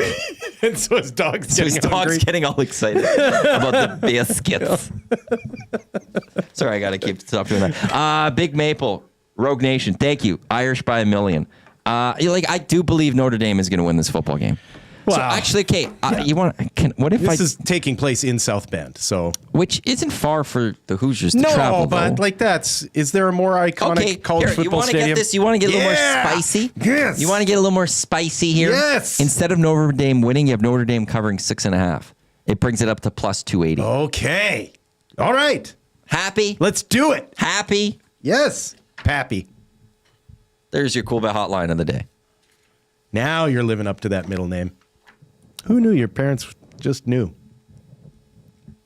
They knew one day this would come. Let's call it. It took till I was 33. Matthew December 30th. Risky Iwanyk. That's when I added the Notre Dame minus 6.5 to get to plus 280. It's just because they wanted your initials to be MRI. I don't trust Fergie sometimes. 1984. I don't trust Fergie sometimes. Ruben Mays from North Battleford finished 10th in the Heisman voting, he says. Okay. Brent Kellington says Chuba Hubbard had 68 Heisman votes, 8 for second, 48 third, but none for first. And I won first. Curtis Rourke had one first place vote. There was someone out there in Indiana. Yeah, there was somebody at IU that gave him a first place vote. But that when he should be the Heisman winner. And that, I don't know if that's fully happened. It's like, isn't there a writer in Philadelphia that always picks the Eastern Conference guy in hockey? Philly or Pittsburgh? Yeah. Pittsburgh's known for big homerism. Yeah. When it comes to and a lot of people think the Flyers, the Steelers, or not the Steelers, the Penguins have that a lot as well. What do we still got coming? We got Herm Edwards. We got the Fan Zone to get to. Fan Zone. In the third hour, Beer of the Week, kind of easy trivia, 3 questions too many. If you have any questions, throw them our way because I have none written out so far, so I better get going on I better that. do kind of easy trivia. But right now, let's get to YouTube Trev for a sports update brought to you by Park Mazda. This is the Nielsen Show on Edmonton Sports Talk, your clear choice for Edmonton sports. Matt Iwanyk, Will Fraser with you here on EST. Oh, Trev doesn't have the sports up. There it is.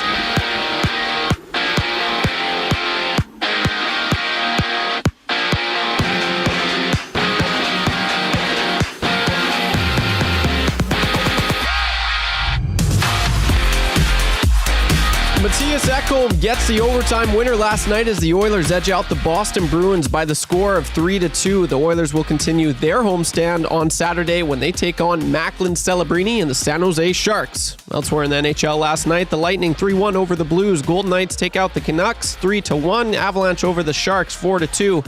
Kings all over the Flyers 7-3 in that one. Blue Jackets double up on the Devils 4-2. Penguins rally past the struggling Preds 5-4. Blackhawks take a 3-1 win over the Kraken, and the Senators get by the Flames 3-2 in overtime. Tonight in the NHL, just 7 games dot the schedule. Montreal and Detroit Maple Leafs visit the Sabres. The Blues head down south to take on the Panthers. Hurricanes are in Washington to play the Capitals. The Rangers visit the Stars. Utah Hockey Club in Minnesota to take on the Wild. And the Avalanche make a stop in Anaheim to play the Ducks. 13 games in the association last night, which saw the Raptors lose 101-94 to the Brooklyn Nets. And just 3 games in the NBA tonight, Hornets take on the 76ers. The Bucks visit the Cavaliers, and the Thunder will play the Heat. And to finish things off, in the NFL's Week 16 kicked off last night, which saw the Chargers take on the Broncos. Justin Herbert passed for 284 yards and 2 touchdowns, which led the Chargers to take this one by the score of 34-27.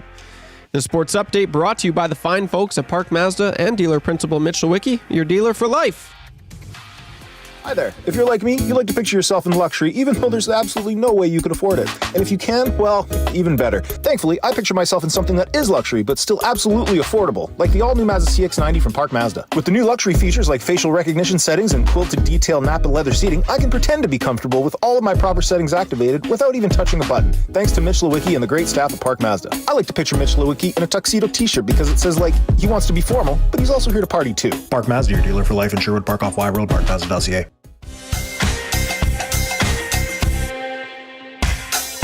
What say you? Hey, nasty crew. We got the Nielson Show flu, and there's nothing we can do about it. What say you? Hey, nasty crew. My wife thinks I got better things to do, but there's nothing I can do about it. We're tuning in, we're listening online. We catch up with the podcast when we fall behind. We're texting in the nasty chat, what's on our mind. 780-218-9999. No more interference from corporate interest to Tussy and Eric and all of the bad cats like Brzezinski and Noodles. Captain can gauge it if it's a fun but a cool band to make a little wager. We can't wait for the Monday mandate. Sharky's always on time. Tommy's always late. Would you like a cup of tea? Forget about the old place. Hey, we were number 1 in the text race. We don't miss all the commercial breaks, but we sure miss Nickelback today. We want to hear some hot takes and we want to hear Renee. Why not hold the neck up when Iwanyk is away? Beat left the tire fire and remember that name. We love every goal song, but what about the games? Macarmella, Rapaport, Dragger, Engineer. It ain't Christmas season, but they sound like reindeer. But then my cousin and the tales of the North. All about him giving present, Dusty go forth. What say you? AM Nasty Crew. We got the Nielson Show flu, and there's nothing we can do about it. And there's nothing we can do about it. And there's nothing we can do about it.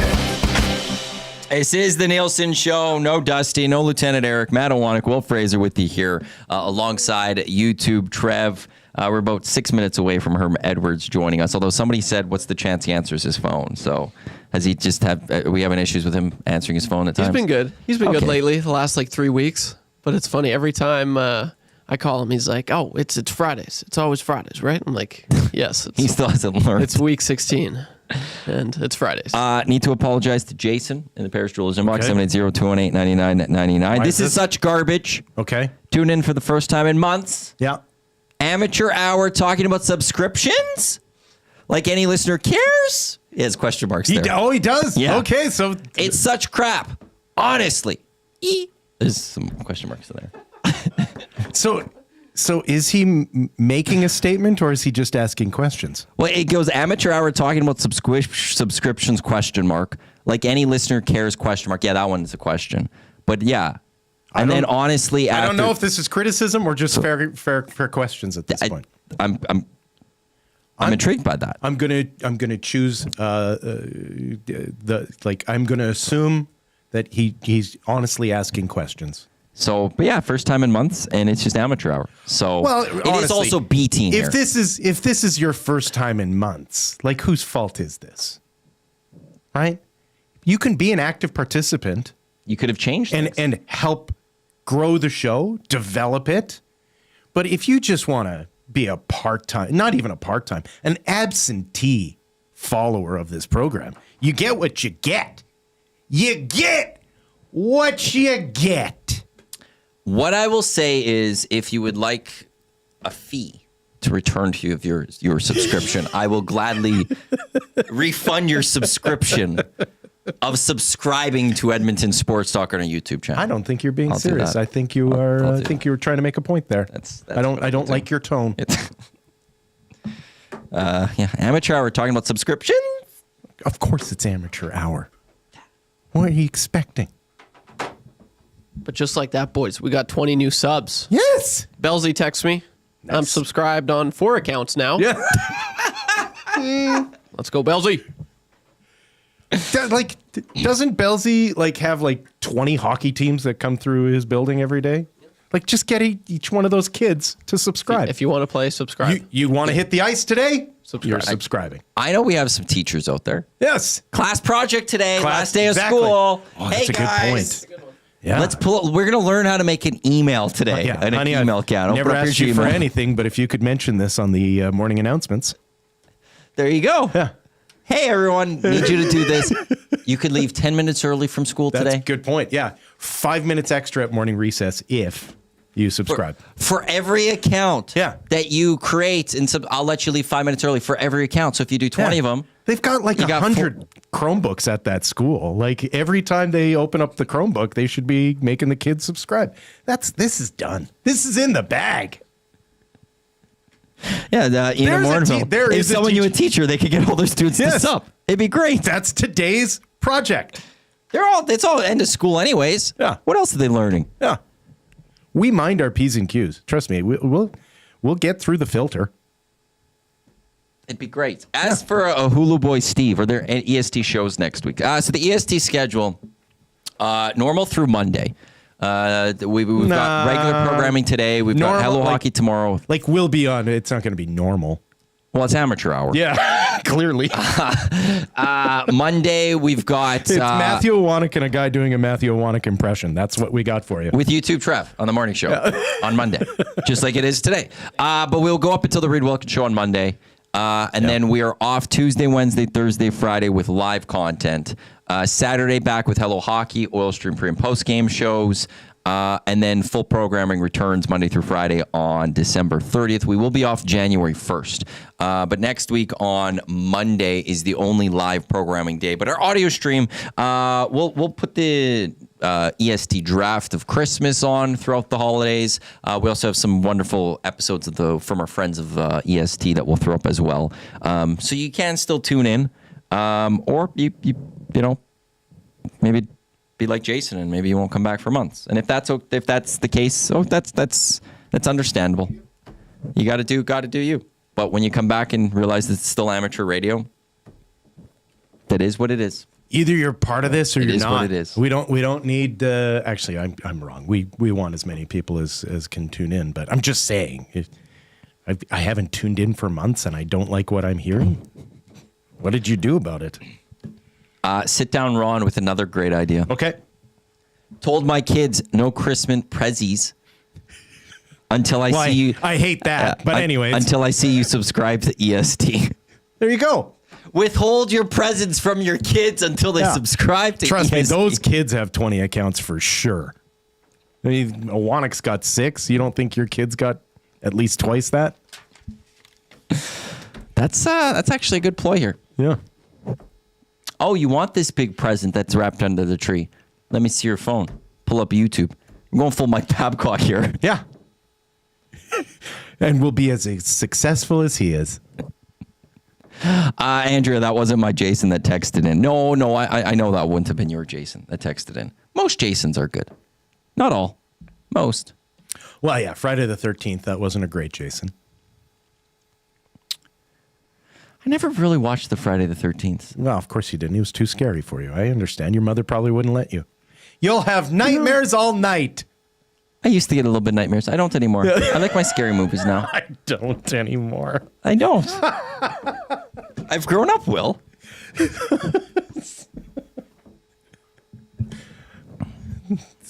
I feel like you have a certain person who lives in the same building as you who has to come in and calm you down from time to time. Not at all. Although I do wonder, if I ever move into a house Like, I'll wake up in the middle of the night, go get water, and I can see down my hallway when I'm getting water, and I can see the lights of the hall, like, the hallway of the air, like all the condos. And I go, like, I am, like, there's always someone nearby. Right. If I was in, like, at a house or something, there's no one. You're by yourself. Yeah, this is why people live with other people. I do too. You are. It's just I share a building with. You're describing the exact reason why we're supposed to live in communities and not by ourselves. Says the guy that lives out on an acreage. Yes. Away from communities. Surrounded by a wonderful community. Shout out to the Glory Hills gang. Yeah, I'm by a community too. In my building. The Rolling Acres diaspora, as we call ourselves. We have to get to the fan zone in a little bit. But the fan zone. Right now, we've got the coach on. Herm Edwards joining us here, brought to you by Pro-Am Sports, your locally owned sports memorabilia and apparel specialist. Just arrived the retro-inspired flyby tee from 47, 11 teams available, including the Bills, Lions, and Chiefs, located in Edmonton at the corner of St. Albert Trail and 128th Ave. Order at proamsports.ca. Herm Edwards with Matt Iwanyk and Will Fraser here. Herm, let's look at the Thursday night football game yesterday first. A great game between the Chargers and the Broncos. How do you see that game playing out? Could we kind of look at that a little bit and go, maybe it's the result of that game comes down to the Justin Herbert as just that little extra experience over Bo Nix? Yeah, no, I think Herbert and the Chargers obviously played good in the second half. I thought the telling point was the momentum of the game when they got the free kick. Wasn't that great? 21-13. Yeah, you haven't seen that in quite some time. And I thought that changed the momentum of the game because from there, the first half, Denver was up 21-10, and then they get the free kick, 21-13. And in the second half, the Chargers were really good. They scored 21 points, and their defense showed up, and Denver only scored 6. So you mentioned Herbert. I thought he was really, really good with extending plays with his legs, making a lot of great plays. And McConkley, you can't say enough about this guy. He's a rookie wide receiver. He's lights out. I mean, that's his favorite target. He's throwing him the ball a bunch. And they look like a team after losing last week that, okay, you got to deal with the Chargers again, right? But that was a good win for them last night. Yeah, that halftime rally by the Chargers. Listen, you're a head coach. You know that you need an extensive toolkit to figure out what a team needs. It was nice to see that clearly what that team needed was a little levity, right? Like that it seemed like the intensity of the moment can sometimes get the better of you. And having a moment like that kind of just took a weight off their shoulders, didn't it? Yeah, because you think about this too. They had lost, 2 in a row, and Denver's coming off, a 4-game winning streak, and they're in their division. So this was a big game for the Chargers. Now they're at 9, so both these teams are going to get in. I do believe. I think for the AFC side of it, unless somebody stumbles, we kind of know the 7 teams, right? It's kind of ironic. You get 3 out of the West, with Kansas City, Denver, and the Chargers, and 1 out of the South in Houston, and then in the North, it's the Ravens and the Steelers. By the way, that's going to be a good game this week. That Steelers thing against Baltimore, that's going to be good to watch. And then the Bills, obviously out of the East. So I think those are going to be set. When you look at their schedules and who they play now, I get it. It's not who you play, it's how you play the day you play. But I think those are the teams that are going to get in on the AFC side of it. You brought up the fair catch kick that we saw there. Were you aware of that? Did you remember having that focused as a coach? Because I think for most people that watch you, it was like, what's going on here? This makes no sense. No, yeah, and you practice on stuff like that. Okay. That kind of stuff like that, that's kind of your Saturday deal. You practice the Hail Mary play. Just little things that don't come up a lot, right? I knew what you practice at the end of it, but I used to practice, and I wanted to make sure the team saw it, taking a knee. That was the way I closed practice on Saturday through the walk-in. Take a knee. That means we won the game, and we're taking a knee. I wanted everybody to see that before we got on the plane, before we went to the hotel. The last thing we saw in that practice on the Saturday on the walk-through is we took a knee.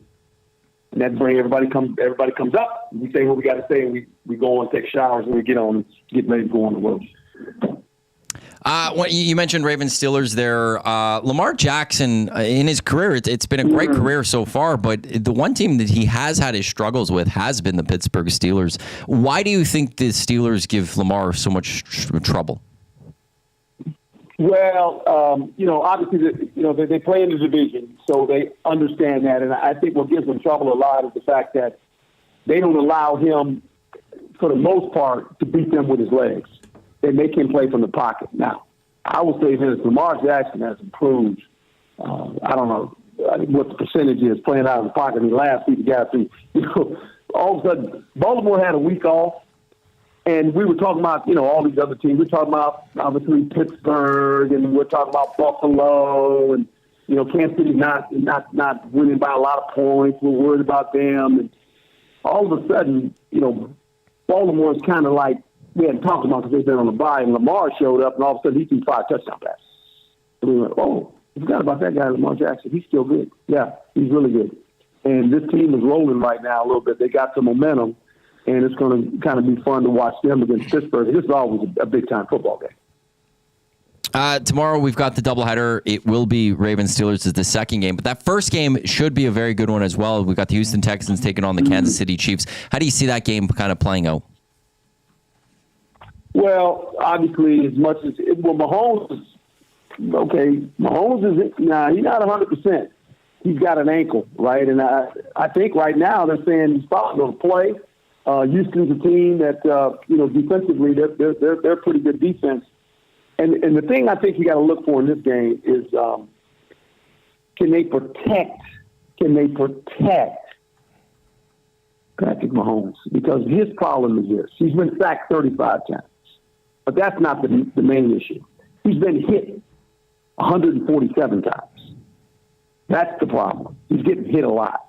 They're weak. They don't have a left tackle. They're struggling over there. They put a guard over there, Tooney over there, trying to play left tackle, and he's doing everything he can do to hold up. But this is going to be an interesting game because Houston obviously has a good defense. This is a big game, for them. They're playing the Kansas City Chiefs. They know it. Kansas City's going to obviously win this division. No one's going to catch him. But I think now the health of Mahomes is important. And I guess they say he might play. So, okay, I just want to see if they can protect him. College football playoffs, that begins tonight. Is this something that you're fascinated about? Are you paying attention to what's going on, or just a little too focused with the National Football League?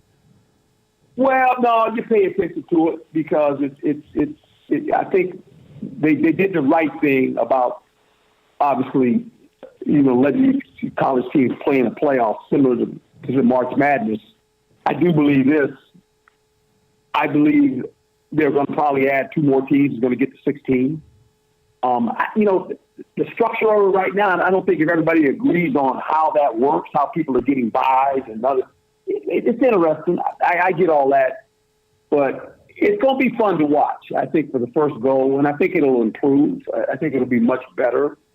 But the way it's set right now, there's some teams obviously that they got some buys, and then if the wrong team wins, they got a problem coming off the bye because they might be playing out a little bit over their head coming out of the bye. So it's going to be kind of fun to watch. Herm, appreciate the stuff. We won't have you on until after the New Year, so Merry Christmas to you and yours, and have a wonderful start to 2025. You guys have the same. Thanks for having me. Thanks, Herm. And there's Coach Herm Edwards. Brought to you by Pro-Am Sports, our football insider right here in Edmonton Sports Talk. Matt Iwanyk, Will Fraser, YouTube Trev with you here.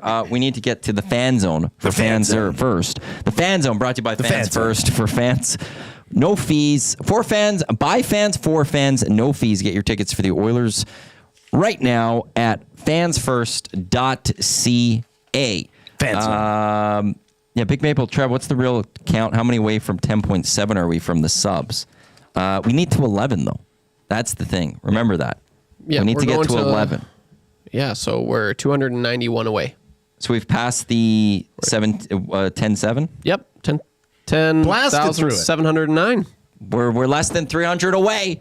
Less than 300 away. Rally the tree. We got all weekend, people. Well, it's Christmas Day, I think it was. Yeah. So we have 4 more full days. We 4 got this. full days. We got this. I'll say by the time we finish today with Reed and Jay, we should be able to get to maybe like 10-8. Right. And then through the weekend, we can maybe be at 10-8-5. Yeah. And then on Monday, finish off that 150. Listen, if you're someone like me and you spend your free time on Flames Nation trolling Flames fans, instead, spend an afternoon just inviting people to subscribe to this channel. Just one. Listen, I obviously, you got to go back to troll some Flames fans from time to time. I'm not saying for you to not do that. I'm just saying just one afternoon. You usually get back from lunch, head to your computer, and instead of doing work, you just continue to troll. Don't troll. Try to build something today. That's all I'm asking. Rob from the Grove. Matt, is EST going to play shows of the year next week? The Fan Zone. Fan Zone. That would have been a good idea. That would have been a good idea. You're terrible. We didn't plan for that. What's wrong with you? How am I going to find the shows of the year? No, but like then you'd be like, you know what? Solid idea. That is. Nope. No, it's not a nope. It's I don't have any plan. Where am I going to get them from? We didn't think about that. Maybe next year we got a plan for like which shows of the year would be good to throw for the Christmas break. Yeah.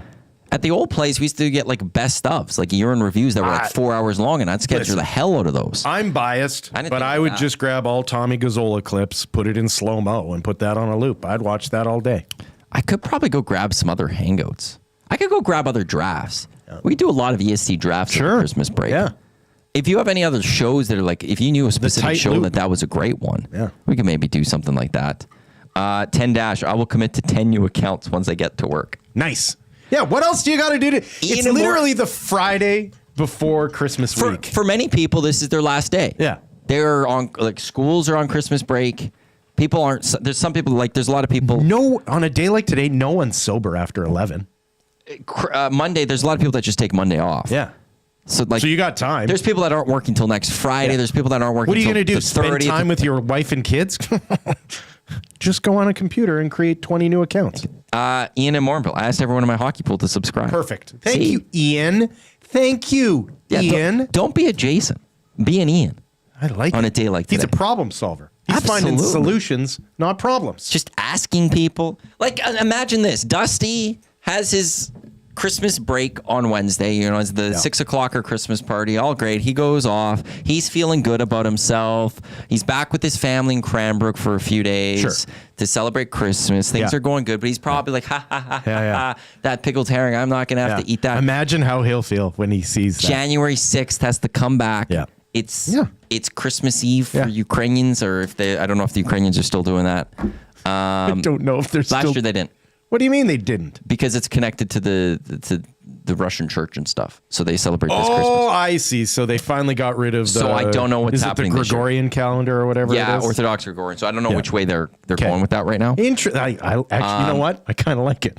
Kind of like... But they didn't do it for Easter. Okay. So I know Shotsky Jerry. I saw him in the Nasty Chat a little bit earlier. If he's still there. When are like some of the Ukrainians celebrating this year? But on the 6th, I like that because of what's going on, the Ukrainians have went, you know what? This Russian stuff is just weird. Let's just, everyone else uses this calendar. Why can't we? Jump on there. Yeah. But so it'd be Christmas Eve. Yeah. Dusty comes back. Yeah. He has to eat pickled herring. Boom. Yeah. Boom. He's ducking me, by the way. Do you know this? Dusty? Yeah. How's he ducking you? He's ducking me for the nose waxing. He's too scared to get the nose wax. He knows that if he has to do a show with me filling in, I'm bringing the wax. So here's what we do. We get to 11. He does pickled herring. Yeah. And then we push to 12 for him to nose wax. Oh, yeah. That's what we'll do. Yeah. We're getting there, guys. He'll cry. And gals. We've just gained 2 more. There you go. See? We're getting there. Got this. The pickled herring for Dusty. I believe. It'll be a Christmas miracle. At this point, it'll be fait accompli. Not even a miracle. Of course it was going to happen. I believe in you. He doesn't want it to happen. Which is the only reason why it should happen. Exactly. You never show weakness. Yes. Never show weakness. Always be eager. Otherwise, people are going to exploit it. Yes. We didn't show any weakness with Chris Johnston today. Nope. He came on and went, look at these eager guys. They're all excited. There was no weakness for Chris to exploit with us today.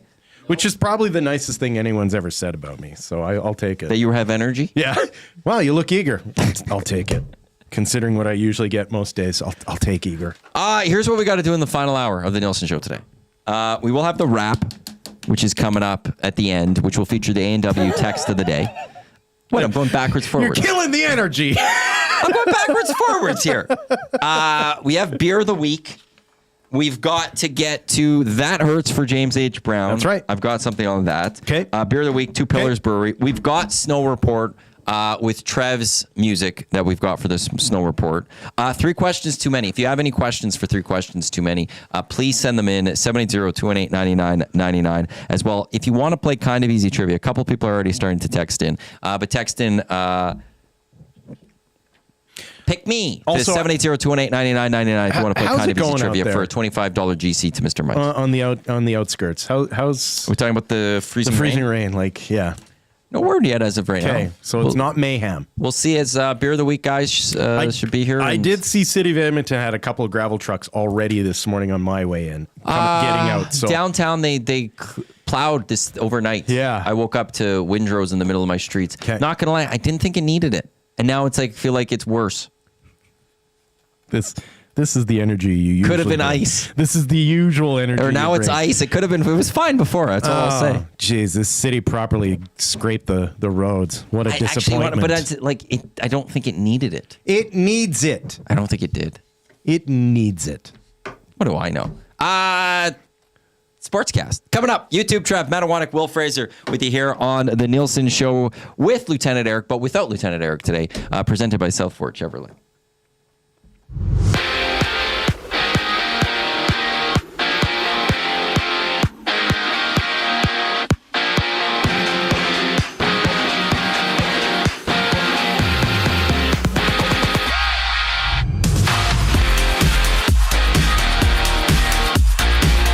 Mattias Ekholm gets the overtime winner last night as the Oilers edge out the Boston Bruins by the score of 3-2. The Oilers will continue their homestand on Saturday when they take on Macklin Celebrini and the San Jose Sharks.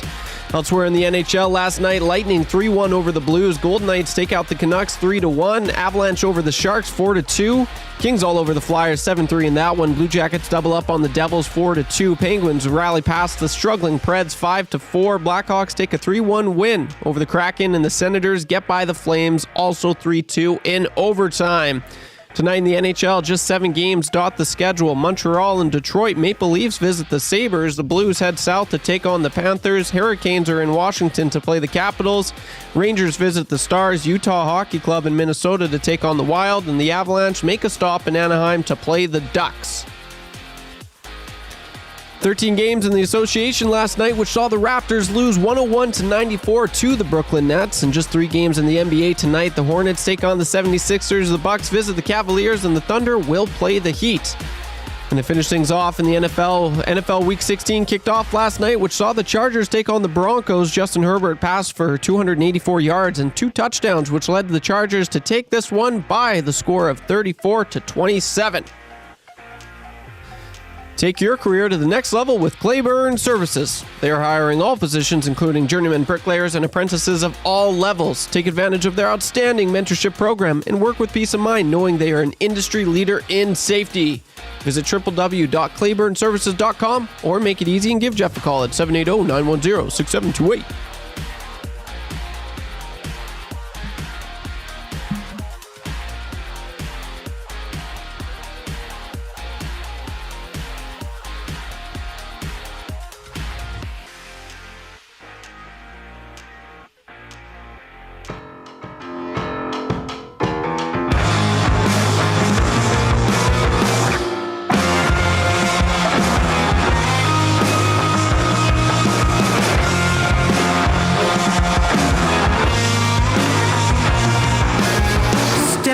To the hollow, the devil may care.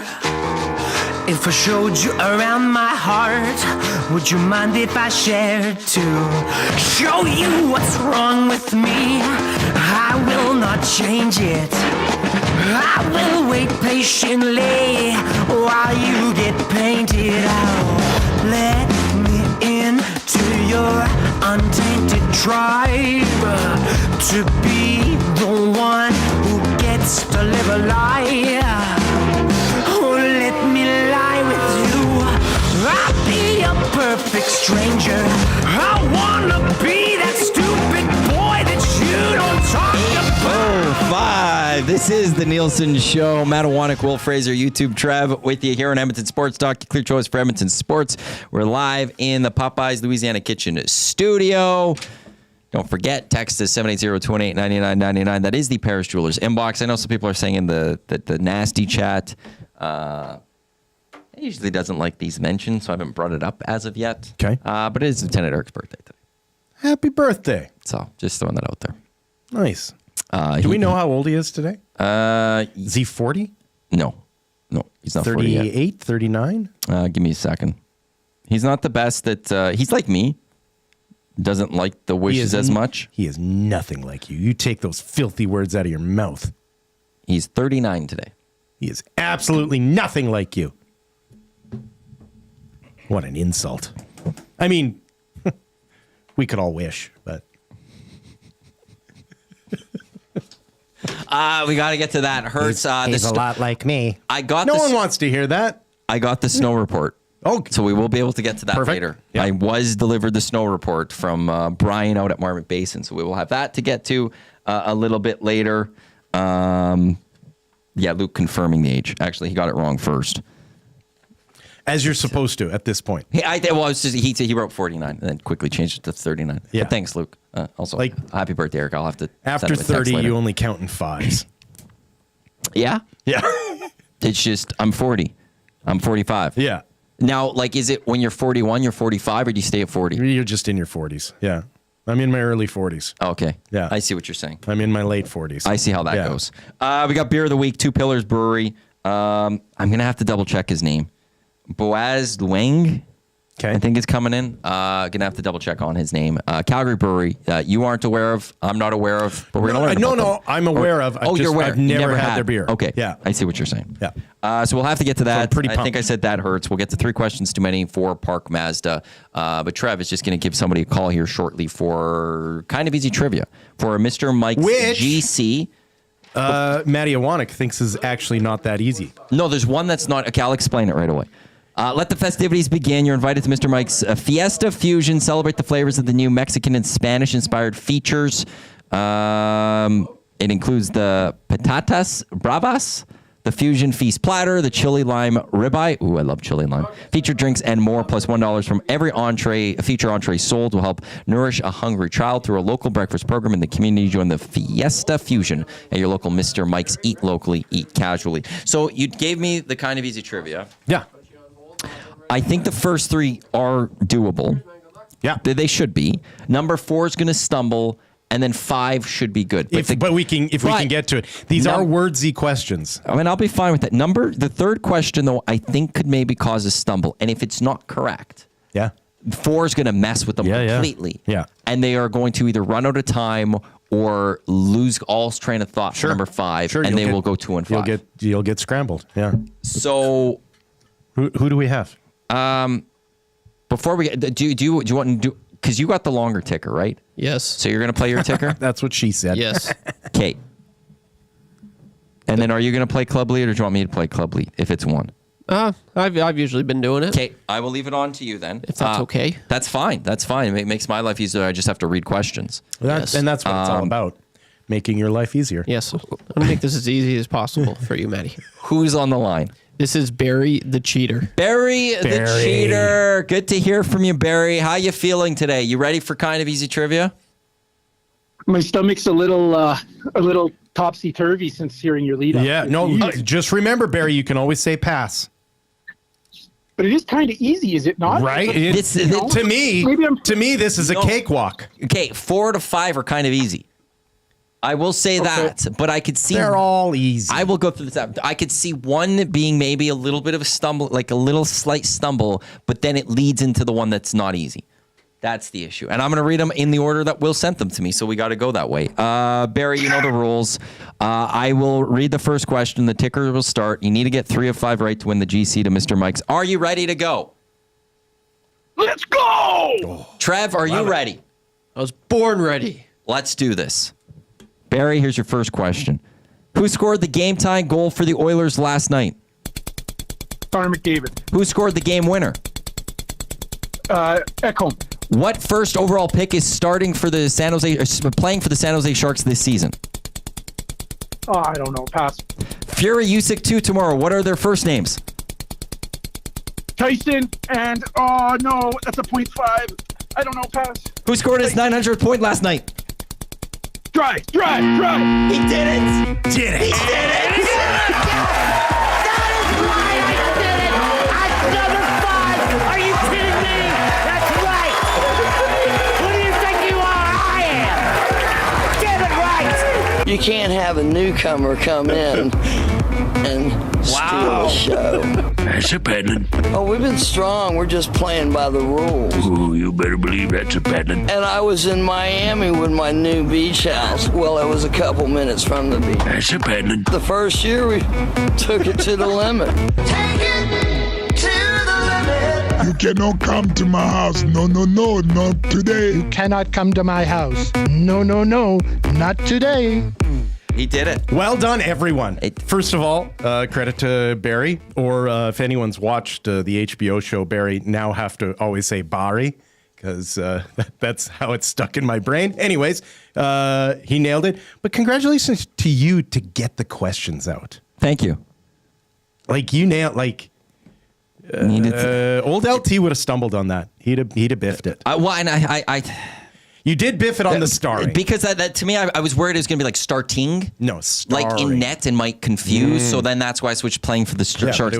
But like, I will say two things that saved Barry. Yeah. There were two things that saved Barry. Barry, yeah. One is we went with Trev's ticker, not this ticker. Right. Apparently that one is a little bit longer. It's a longer He would one, have yeah. ran out of time because that was and we right at the needed end. it. These were wordy questions. But you also gave the heads up. You can pass. You can pass. And if that wasn't given there, right, he would have waited him on the first overall a little bit longer. Yeah. Got to the next one. Wouldn't have had it. We wouldn't have even got to 900. Yeah. But he did it. He did it. He nailed it. It was perfectly crafted. It's supposed to be kind of easy trivia, and you didn't make it kind of easy. It was totally kind of easy. Not for Macklin Celebrini. Yes, he I was give the you that. first overall pick. Usyk, people know it as Usyk. Tyson Fury, easy. Yeah, and Alexander Usyk. No, that one. That's not kind of easy trivia. Come on, not people. Not for he question is 4. The undisputed heavyweight champion of the world. You should know his first name. That's not on me. That's on all of you. It's not kind of easy trivia. I think we're getting to why I've been so fired up about the fact that no one knows about this. He's the defending world champion, multiple belt holder, undefeated, lineal champ. Let's not forget that. He is the lineal champ as well. And if you're going, what's the lineal champ? Lineal champ is the title given to the guy that has beaten the former champ. So, like, for example, a Lennox Lewis, for example, can retire as a champion, and then come back, but not have his belts. But he's still considered He never the champ lost because the he title. never lost the title. The belts were just taken away. So this goes back to Muhammad Ali, the lineal champ. And this man is the lineal champ right now. Learn his first name. It's Alexander. Freddie Kaepernick. Let's go Fury. Okay. Oh, there you go. Sure. Who was the lineal champ? But I will say that I don't mind having the one not so kind of easy trivia in there. Yeah. Because there's 4 in there. You only need 3 out of 5. That's right. You only need 3 or 5. That's it's right. just where you placed it. It was on purpose. Where you placed it. It was on purpose. Was the difficult. It was also on purpose why the really easy one was right at the end. I would say that who scored the game time goal was the easiest. Okay. You think so? Because it's Connor. Yeah. Ekholm could stumble. I could see a little bit. Yeah. And then Leon. Just in my opinion, I felt like the reason, Leon scoring is 900. Right, but to go from hockey to boxing and then back to hockey, that's the mess. That's the mess. That's why I thought there'd be some issues. Barry had it. Barry's a champ. 3.5 out of 5, by the way. Why 3.5? Because he got Tyson. We don't do halves. I need to get to 3 questions. Too many. For Park Mazda, your dealer for life. Okay. I don't have anything special. You don't have any? I don't have a great special You line. can just ask for. Questions. I have questions. No, like questions. I Okay. don't have a wonderful liner like Lieutenant Eric has. I'm not as creative as Lieutenant Eric.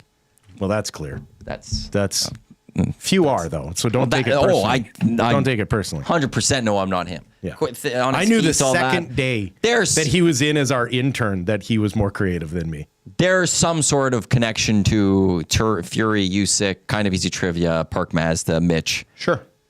Yeah. Eric's not here though. Yeah. So there you go. Park Mazda, where Mitch will always get your first name right. That's just very kind. Yeah. That's fine. Yeah. That's no fine. Lieutenant Eric one. It's no lieutenant. Edmonton Oilers, 2 more games before their break. They got the San Jose Sharks tomorrow. GCLT's Oil Stream pregame show, 1 o'clock right here on Edmonton Sports Talk. Then they get the Senators, 6 o'clock on Sunday, which means our pregame show gets going at 5 o'clock, which means 4 points up for grabs for the Oilers before they take their Christmas break, not back till the 28th. How many points do the Oilers get out of 4 over these next 2? Good question. The 2 o'clock is always tough to, especially against the San Jose Sharks, which for some reason have played the Oilers well. They shouldn't, but they have. And now they've also caught the Edmonton Oilers in bad stretches of their last 2 seasons, but doesn't matter. They've still picked up wins when they shouldn't have. So it's tough to gauge how this San Jose game is going to go. I do think they beat Ottawa to finish things off because they don't. You never want to go into a break on a loss. So I'll say 3 out of 4 points. Trev? I'm going to go with 4 out of 4. Okay. It should be 4 out of 4. It should be. If it's not 4 out of 4, that's embarrassing. Oh my God. Just get over it. Well, that's I true. can't go embarrassing yet because of how good of a stretch they went on. Yeah. If over this last 6 games they were like 3 and 3, then I'd be like, okay, yeah, you need these. But they went 5 of 6 of their last. This 6, it's a good stretch. You drop some points. It's not. But just looking at the teams they're playing, I know. That's why it would be embarrassing. But even good teams Stuff stumble. happens, man. Even good teams will stumble. Yeah. So I like, and These guys are competitors. You ask them after the game, they'd be like, yeah, that's embarrassing. Are they doing we the lost team to the Sharks Christmas and party Senators. tonight? I don't think they'd say embarrassing. They'd be disappointed. They'd be upset. But I don't think they'd say this is embarrassing. We'll have to get Reed or Tommy to ask that. Are you guys embarrassed that you lost? Are you embarrassed? Which is still better than the questions Maddie and I used to come up with behind the scenes. So. Let's not go there. Let's not go there. People need to know that Matthew Iwanyk and I are the reason why we do get along, even though I make fun of him so much, is we have the same sick sense of humor. Yes. And so we used to spend time trying to come up with the most upsetting questions. Let's not continue. Like getting banned for life just for asking a question, not having an opinion. How offensive could you make a question? We used to have competitions. No, one of my favorite things, I don't know if I still have it here. I won't get into this, but there was a point where after you had left 1260. Oh, yeah. We had a text. I just got a text randomly one night. Hey, Maddie, is this still your number? Yeah, it absolutely is. Okay, cool. You're the only one I could talk to at a time like this. And then we just had a great, as if we had been seeing each other, still working together every day for months. Yeah. Real heart of darkness sort of stuff. Somebody brought up a Scrum Buster question. Like they said Scrum Buster question in the Hangout this week. And I just thought immediately to ours. I think the Oilers take 2 of 4. I think they fall to the Senators. Okay. You think they go into the break on a loss? I think it's a trap game for them. I think they go out, they take care of business against the Sharks. Last week it was 2 o'clock against the Golden Knights. It didn't bother them as much. They got that victory. You could have tempted me more with this, except for Sens just beat Calgary. No, I know, but here's where the trap comes for me. So it's the back end of a back-to-back, and it's before the Christmas break. Yeah. And how many guys are already going to start be thinking about, I'm going with my family, I'm going to those things. That's not this team. I know, but we see that creep in the sport so much. I know. And that's where I could see a back-to-back. If they go snake the 2 against the Sharks, they could sit there and be like, and they're not going to say it out loud or in them like, oh, we're good, we don't have to worry. But it just, that creeps in a little bit where it's like, hey, we're good. See, and I feel it's more Senators at the end of their road trip that they're done. Yeah, and that's usually a tough way. Is that last game you're completely finished. Yeah. But no, that's the fear I have. So I could see the Oilers dropping one of these 2 games. I see it being potentially the Senators. I don't look at it as a bad thing. Yeah. We're also just hedging our bets because none of us want to be we don't want to be a Trev. And be like, oh, it'll be 4 points because they're so awesome, right? Like, I mean, the truth is they are, They are. And if you made me make a money bet on this, I would bet on the Oilers winning both games. But that's not what we're doing. We're trying to hedge our bets. Yeah, I'm going with the full little bit of a trap game there for the Edmonton Oilers. So I will say 2 out of 4. I got 2 today's, like, what are today's? Like, today is blank day. There's 2 of them today that I want to get to. Awesome. Today because these are real things. Yesterday was Suckling Pig Day. There are like 6 things for today, including one website. It is also the birthday of somebody who used to be on Big Brother. Enough. You used to bother me. Like I know I did. Oh, you were the most selfish person I knew. Go caroling day. Favorite Christmas carol. I like that. Favorite Christmas carol. Hark the Herald. That's up there for me. Yeah, Hark the Herald's that's a banger. I got "O Come All Ye Faithful." Yeah. I don't know. There's something about that one that gets me. Oh, yeah. Christmas song, Nat King Cole. I go to like 9:00 Christmas Eve service every year just because you always finish off the service with Silent Night candlelight. It's a very nice. It's always really nice. Soothes the soul, like cleanses the soul. It's wonderful. Yeah, and I know the after our Scrum Buster and I know the harmony we need our soul yeah, cleansed. Truly, yeah. I need a little absolution. That's for sure. Yeah. Trav, do you have a favorite Christmas carol? I feel dumb. Is this? Yeah, this is a dumb question. Maybe you can go Christmas carol, like just a Christmas you song. Can go, you can go secular. Okay, that's fine. Drummer Boy. Oh, that's a good that's one. not secular. That's a yeah. That's I just didn't know. Like, is Christmas carol? Pum pum. Yeah. I love that. Yeah, it makes me happy. I feel good. Now, is it the RuPaul version that you like the best? I don't know. Just the Oh no, I don't like that. Just the original.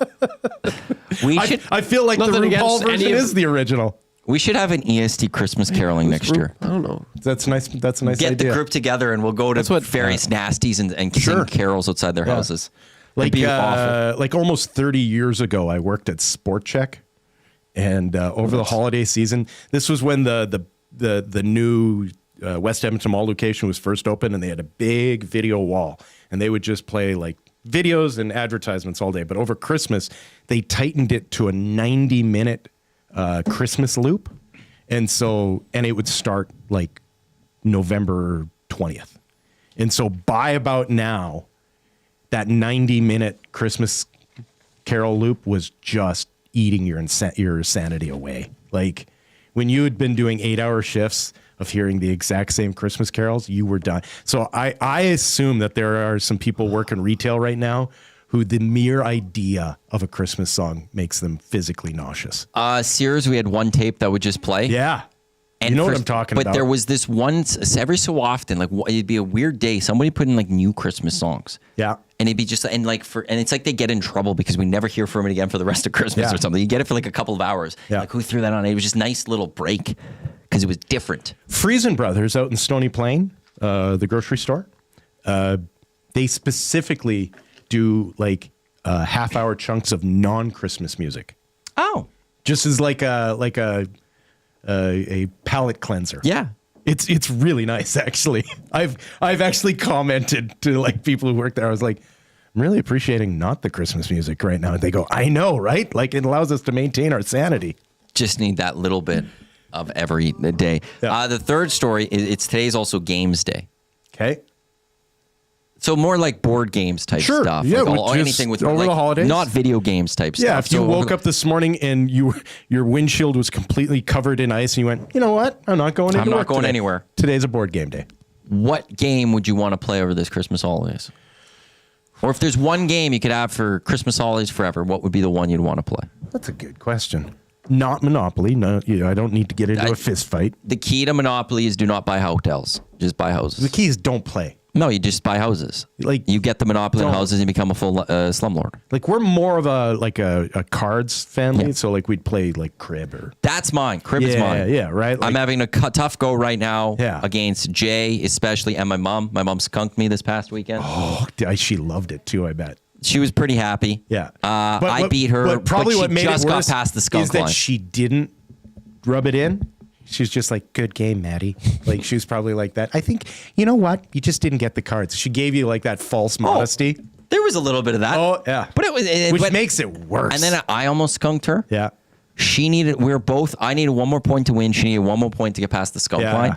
And we started like it was a new hand. Okay. And it was like, okay, who's going to be the first one to get a point? Out? Yeah. And she got the first one and she got past the skunk and then I won. But I was like, well, it took away. Was it a win then? It almost took away from the win because I'm like, wow. Yeah. I didn't get the skunk though. No, exactly. I was right there for the skunk. But I would love to just play crib multiple. I think Jay and I are going to play crib today. I brought some wine in for that. Board games need to be a couple of things. They need to be fun, but they need to be somewhat time sensitive. Like in terms of how long it takes? Yeah. Because somebody, Zulu texted in Risk. Yeah, like Risk would that's have my to take point. the entire Christmas break. Like Risk, I like Risk, but it takes too long. Ukraine, not weak. It's true. Yeah. It has many meanings right now. Yeah, like Axis and Allies. When you I had a buddy, they would drag that out, but you'd be like, okay, well, I guess we're here all weekend then.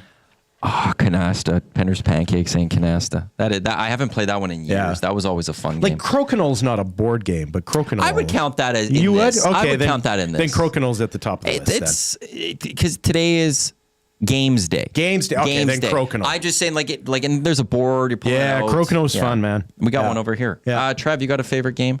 Yeah, definitely. I'm riding with Maddie there. Crib. Crib is my go-to. Yeah. Always played it with grandma and grandpa. You can play it with anyone. And you can explain it to anyone in like it's fun a minute. to teach people how to play. I love it. It's so good. Any time of the day, Crib for me. Yeah. Easy. I do want to get more into chess though. Like in understanding it deeper. Don't know how to play chess. Nerd. I beat Confessions. I beat Zach here. Oh. Sounds like it was competitive. Changing 200. Changing 200. Changing 200. Risk has destroyed families. Yes. I feel like Monopoly would destroy it more, though. Two-person Risk is fine. But as soon as you add a third or a fourth person and all of a sudden you start putting together like non-aggression packs that are then broken, the damage is forever. People hold that grudge for a long time. There you go. 3 questions too many for Park Mazda. Matt Iwanyk, Will Fraser, YouTube Trev. With you here, hit that thumbs up button. We're changing 200. Also hit that sub button if you haven't. We're closing in on 10,720. Come on, people. We're at 717. It's like 50 new subs. Let's go. We got this. We're bumping that up there. Let's keep going because once we get to 11,000, Dusty's going to have to eat a pickle herring. And we only have till Christmas. To me, once midnight hits and it's December 25th, we're done. We can't gain any more. I'm gonna reorientate it. We have till Christmas. We got this. It's not we only have. We got time. We got all weekend. If you need to make those extra accounts, got a little. You're gonna be on the couch watching sports all day tomorrow, anyways. You might as well just spend it creating new YouTube accounts. We have beer of the week. We have the snow report to get to. We have a Sports Center update, but first, let's get to That Hurts for James H. Brown, which is brought to you by James H. Brown, Alberta Injury Lawyers, the heavy hitters of injury law. If you've been injured in an accident, go to jameshbrown.com. What hurts for me. This broke a little bit yesterday. Dave Naylor, I think out in Regina with the good old Locker. I was on Locker's show this week doing a hit. That was Lachlan. It was great. It was wonderful. He's out of his mind. It was funny because I brought up the sports donkey. There was an individual that used to do a sports hit on his afternoon show at the Bear. And when that guy couldn't show up, and if I couldn't replace him, he'd play a sports donkey. Yeah. And it would just be like, hey, what do you think about the Oilers last night? And that's like his replacement for the one guy was a donkey. So I jumped on. I was like, hey, great to be on here with the Lock. I've missed the sports donkey, but it was great. Talking with the Lock, he was wonderful. He was very serious. Yeah. It was incredible. Sincere Lachlan Cross is the worst Lachlan Cross. Yeah. But they had Dave Naylor on. And what hurts for me is over the last number of years, we've gotten a CFL schedule in December. Mm-hmm. We're not getting it in 2024, the 2025 schedule. That hurts. I want to know the CFL schedule. I want to know the Elks' first home game. I want to know their first game. I want to be able to project, are the Elks going to go like 1-2, 2-0, 3-0, 0-3? It hurts for us CFL fans that we can't get the schedule before Christmas. We've had it that way for a number of years. We should keep having it that way. Randy's tenure as commissioner just coming to a very sad ending. This is just another reason to be mad about with Randy. I'm glad why he's leaving. It hurts that we're not getting a CFL schedule. When you get the schedule, you'll be like, the tailgating's coming back. It feels good. We got a Riverhawk schedule like a couple weeks ago. It was wonderful. Myself and Cam Moon at the Oilers press box were laughing. We're like having a great time talking about it. It was wonderful. We felt good. I want to feel good about the CFL schedule. It hurts that the CFL has not released its schedule. There's a theory in people who suffer grief that after you suffer real grief, you're no longer comfortable around those people who haven't. Like you just don't feel like they understand. You are really proving that case right now. Like you are nailing it right now. It hurts me that there's no CFL schedule. I believe you. It hurts me, Will. I believe you. I believe that this is something that hurts you. Yes, I believe you. I want to plan maybe a trip to a Riders game again with Lucas and Eric and Ryan and stuff. But I need a schedule because we need to make plans for that, although that's probably not going to happen. These are real problems. You're right. But those to have that, you need a schedule to properly plan. Okay, enough. I want a CFL schedule. It's not coming. That's what hurts for James H. Brown. I bet Trent's a little hurt by that. Big CFL guy. Got his Grey Cup ring from the 93 team. Sure. Maybe he wants to know his schedule. Maybe he wants to plan his summer. Right. Yeah. Or, CFL fans do. Or he'll be fine. He will be. Yeah. He will be. I am not. The CFL doesn't want to have the Christmas joy ruined by the traditional arguments about the schedule. Yeah, that's right. Dwayne that's a fair point. That's a fair point. I think this has to do with not having a commissioner. I think that would be the truth. No. Yes. No. Yeah. Just get me a schedule. I agree. First week. Get me a commissioner is what. Week what of January 6th, get me a schedule. Or I'm going to get upset. I also have things to plan behind the scenes with that I need. Wow. But more so it's the fan. Once again, it's all about you. Damn No, right it is. Yeah. This is the Nielson Show, presented by Southport Chevrolet. Drive a little, save a lot. They've got the Upgrade Your Sleigh campaign running right now, which is reserve your 2025 Equinox Trax and Traverse now. Best discounts on 2025 Silverados. They won't be beat. Check them out. SouthportChev.com. We'll get into a YouTube Trev Sports update, and then let's get to Beer of the Week. And then after Beer of the Week, we get to the Snow Report. We can get to the wrap, which includes the A&W text of the day. But yeah, when we come back after the sports update, let's get to Beer of the Week here on Edmonton Sports Talk.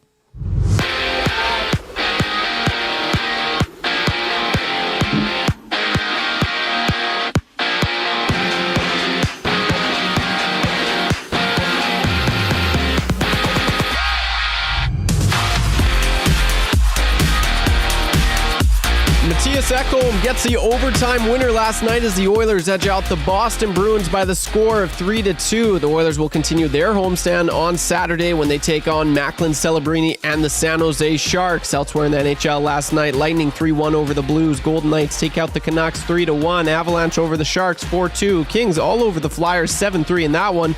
Blue Jackets double up on the Devils 4-2. Penguins rally past the struggling Preds 5-4. Blackhawks take a 3-1 win over the Kraken, and the Senators get by the Flames 3-2 in overtime. Tonight in the NHL, just 7 games dot the schedule. Montreal and Detroit Maple Leafs visit the Sabres. Blues head south to take on the Panthers. Hurricanes are in Washington to play the Capitals. Rangers visit the Stars. Utah Hockey Club in Minnesota to take on the Wild. And the Avalanche make a stop in Anaheim to play the Ducks. 13 games in the association last night, which saw the Raptors lose 101-94 to the Brooklyn Nets. Just 3 games in the NBA tonight. Hornets take on the 76ers. Bucks visit the Cavaliers, and the Thunder will play the Heat. And to finish things off, NFL Week 16 kicked off last night, which saw the Chargers take on the Broncos. Justin Herbert passed for 284 yards and 2 touchdowns, which led the Chargers to take this one by the score of 34-27. Not bad. Boxing Week savings are coming to Sit and Sleep. Starting December 14th, all Canadian-made custom sofas, sectionals, and bedrooms will be on sale. Save up to 50% on select floor samples, 20% off home accents, and more. Plus, make no payments until 2026 interest-free. And make any purchase over $999 during the sale and receive free local white glove delivery with full setup and installation. Don't miss the massive Boxing Week furniture and mattress sales event starting December 14th at Sit and Sleep in South Common next to Planet Fitness.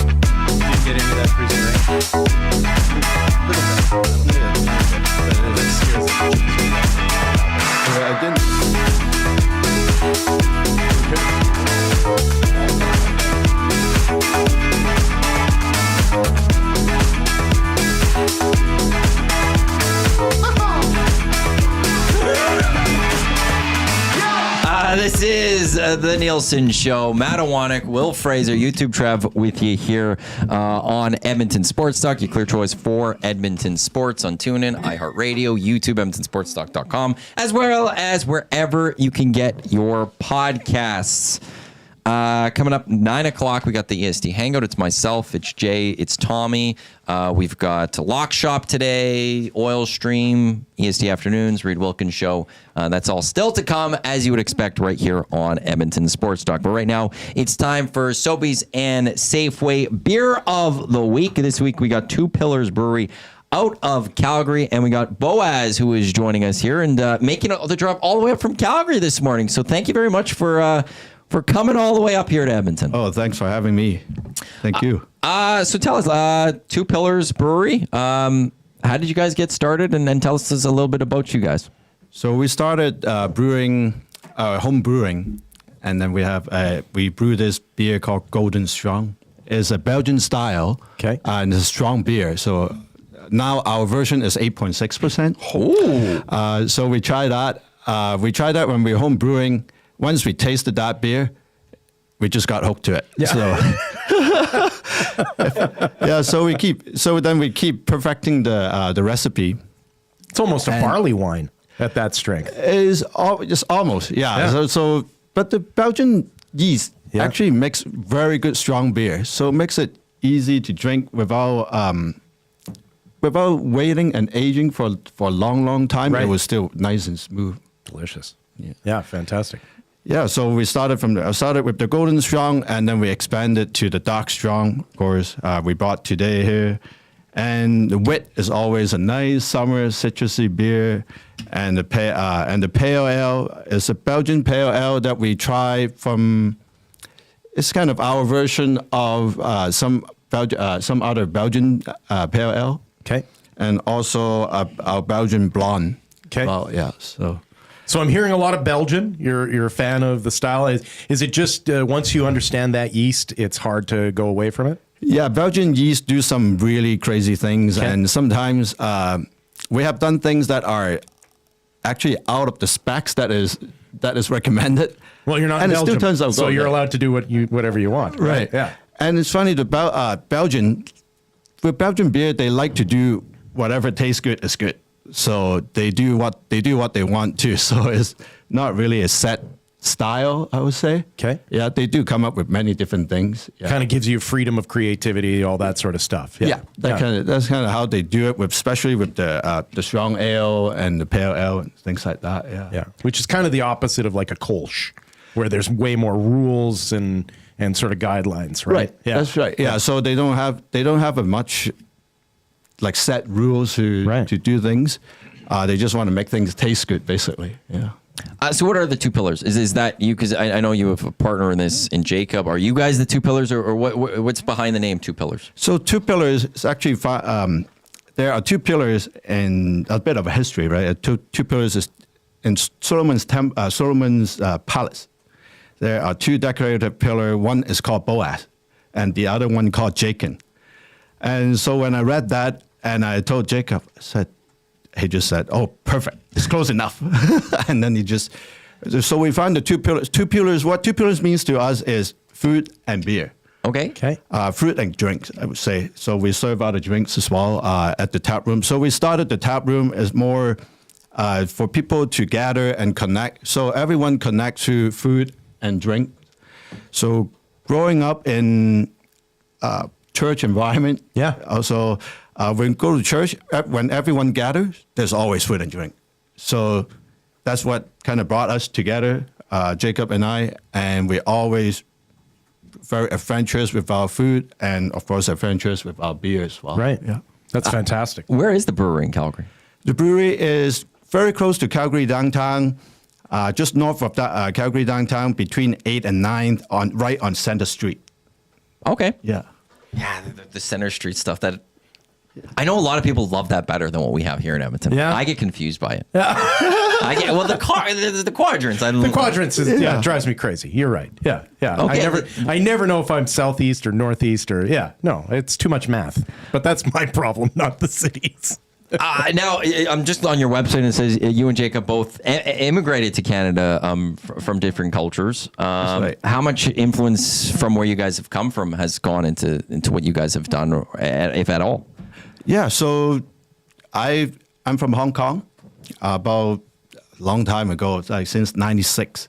And Jacob was born in the UK. Okay. And then he lived in Thailand for 9 years. So that's why brought us together is we're used to so many different style of things and so many different culture of like food. So that's why we kind of get together and started brewing. Belgian beer is something that is almost, I guess you can say, is so far from our culture where we're from. But because we're used to like things that are imported, especially in Hong Kong, many things are imported. So that's why, it's kind of familiar to us. Yeah. And also, like you said, just worrying about whether or not it tastes good, right? Yeah. Like when you're an immigrant or from a multicultural sort of background, you're less governed by following some sort of arbitrary rule. Right. Yeah. And so, I'm really excited about that. I've heard about you guys. And so this is going to be, I hope it's going to be fantastic. I have no doubt it will be. Yeah. Well, let's give some a try if you want. So the blonde is the one that's the Sobeys beer of the week this week. $13.99 at your Sobeys and Safeway liquor. Plus you get 150 scene points when you buy two. Yeah. So boom. Boom. That's right. Get your scene points. I'm a guy that looks for those points and stuff. Do you not collect scene points? I do. Well, yeah. Oh, yeah, man. Well, if I'm there, I'm going to use my... Yeah, absolutely. I don't... You think I'm somebody that's going to miss out on getting my points? I know. This was going to surprise me if you said no. Of course Of course I got... Yeah. Yesterday, I went to go buy something, and I didn't have the higher-up membership at the bookstore I was at, and it was like... And they almost weren't going to scan me, and I stopped and like, well, you still got to scan me. Just 'cause there might be some sort of points, but let's open up one of those blondes and. Are we not gonna have a phobia? No, because we're gonna try all of these. I still got another show to do. I left my jackknife in the car. We can't shotgun them this morning. Yeah. Trev might be all in on getting into those ones, but I've got. That's always the risk here. It's a taster. Oh, that's perfect. So what are the notes we should be looking for here? So. The blonde, you will find a little biscuity. Trev, get over here. It has coriander in it, so you will find that it's a little fruity from the coriander, and very tropical. well. Ooh, I smell that. Yep. Very well balanced. I usually don't smell those type of things. Yeah, but I can smell that fruitiness. There you go. Yeah, nice aroma and balance of sweetness. Yeah. Not super hoppy. So what we aim to do is always trying to make a balanced beer. So aromatic, yeast forward, and balanced. We find that it's balanced beer always easy to drink and tastes good. Okay. Sometimes we make some extreme stuff at the brewery there because we have a small batch system that we turn 100 liter at a time. Yeah. So sometimes we do some funky things, and we have done one that has. I've done one for my grandma that is called arrowroot blonde. Okay. So arrowroot is what my grandma used to mix soup with. And what it does is actually convert into sugar in the mash, and it gives you a nice soft mouthfeel. Okay. It's a really nice beer. That one was a really like nice a digestive cookie almost. Oh, yeah. Yeah. So, Yeah. So let's to Lieutenant Eric for his birthday. A nice drinking in there well beforehand. Cheers. To Eric. Oh, that's delicious. Oh, that goes down really nice. Yeah. Yeah, there's some blondes that are quick drinking beers. This is not one that you're just going to chug, but it is delicious. This one is sitting at 6.2%. Oh. Yeah, so but it doesn't taste. So you went into the hangout today at 9 o'clock. So you don't want to drink it too fast. Holy cow. That's delicious, especially for 6.2. Yeah, there is no fire on this either. I would have never figured that this was a high percent like that. Yeah. No, that's super easy drinking, smooth, just no hot fantastic. alcohol. No, that is absolutely delicious. The right color too. Just solid color right there. So that one is the beer of the week, $13.99. Sobeys Safeway Liquors. from Two Pillars, wherever you can find a Sobeys Safeway liquor. Yeah, which are all over the place. If you're fearing Christmas dinner with the family, maybe pick up a couple of these and just pregame it. It actually the blonde actually pairs with fruit so well. Oh no, this would go perfect with so turkey. many, yeah. This would go perfect with turkey. Oh yeah, yeah, yeah, I like absolutely. That. Which one should we try next? And so something lighter, citrus. I love citrus. Yeah, wet would be a good one. I'm a sucker for citrus usually. Yeah. Citrus or peach? I'm always just very happy. For you.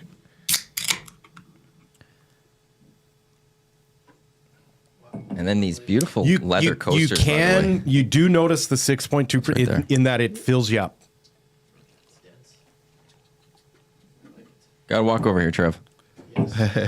Now that's what I think of when I think of a Belgian style. Right. This is a lot of people know the Belgian the Hoegaarden. Yeah. The Belgian wit. So this is our version of it. Hazy. Got a good amount of wheat in it. So That's very just a nice. Great pour too with the head. Look at that. Just a solid pour right there. Yeah, it's like he does it for a living or something. I know. It's crazy. Who should we cheers to on this one? Trav, I'm putting this one on you. Who should we cheers to?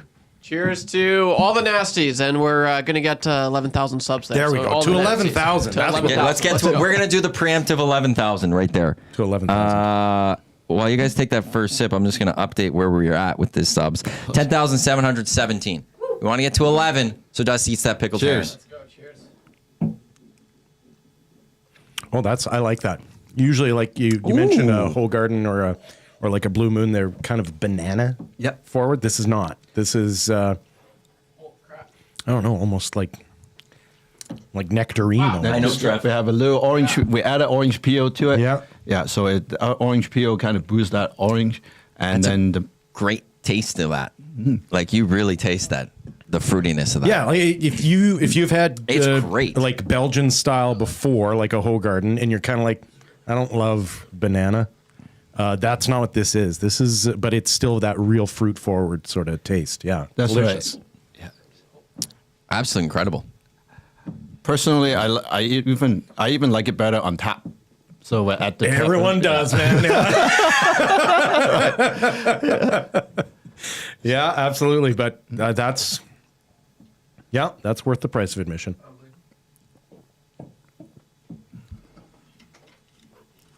Very good. Very good. So we got two more to try here quickly. Yep. So with your guys' food, did you guys create the menu? You guys just hired someone, or like how much you have the two pillars? You're saying food and the drink. Yeah. How much focus was on your food and all that? So we have a beef stew that we make in house. It's kind of our version of the Belgian. Sounds amazing right now. Like as of right now, like yes. A little spicy. Do you have TVs? Do you have TVs? Yeah, we got TVs in there. Now I know I'm going to watch the fight. Yeah, so we started showing some sports for people who care about it. Right, we use this TV. We use our TV mainly for menu. Yeah. But sometimes if there's some good events, then we'll screen it too. Oh, beef stew. Yeah. Oh my God. It just sounds perfect. Doesn't it on a day like today? Drinking these right now, just adding a beef stew would have been just like it would be perfection. Yeah. That is outstanding. So we've got a pail there. We got a pail here. Yeah. So get these. So what is a Belgian style pale ale?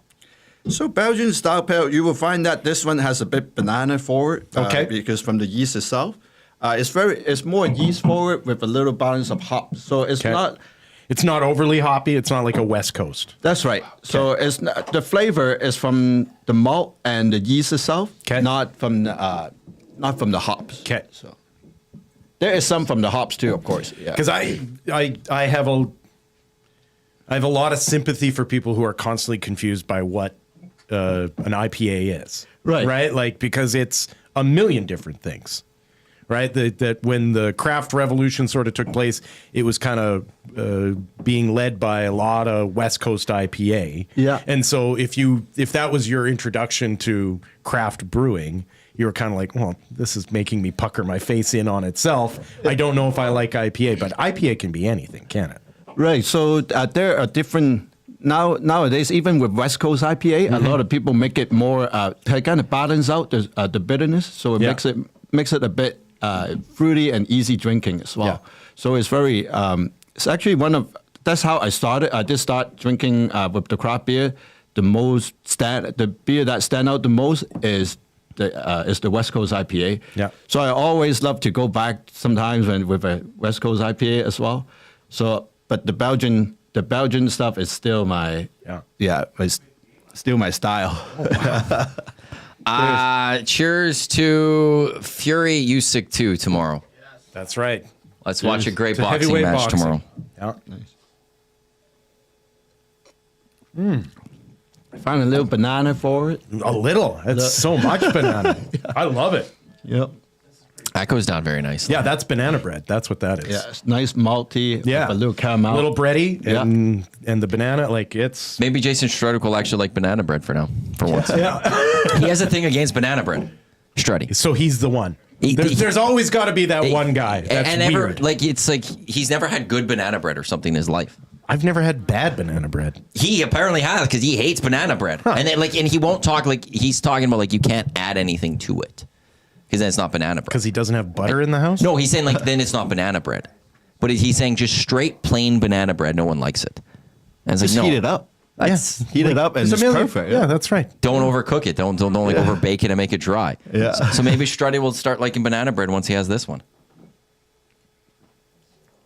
And how many? I'm sorry. What's the alcohol content on this? This one is 6%. Yeah. So like a pale ale. For sure. So just like a pale ale, a little stronger than some of the American style pale ale. Usually they're sitting around like 5.5. Yeah. That's because they drink twice as much as we do. So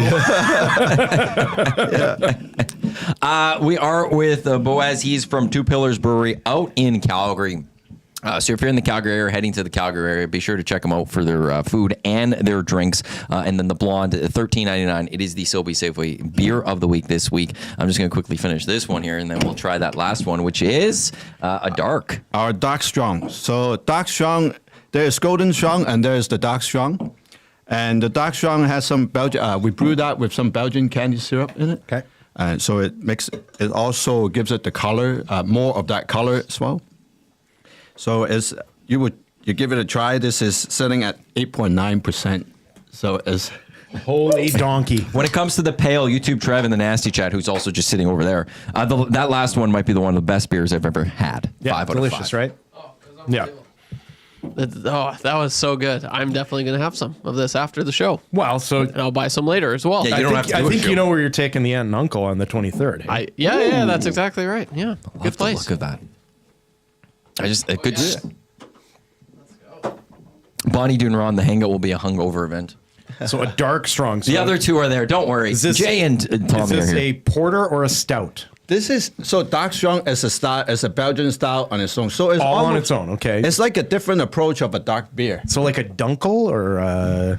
So Belgian dark strong is like a lighter. I would say like a lighter version of a Belgian quad. Okay. Yeah. So is a fruitier approach. I would say a fruitier approach of a dark beer, a little bit sweeter, and you can smell the alcohol in this one though. Yeah, this one. Yeah. But not in a bad way. It's not like it's diesel fumes. But oh man, that smells incredible. Well, you got a cheers to the memories I used to have.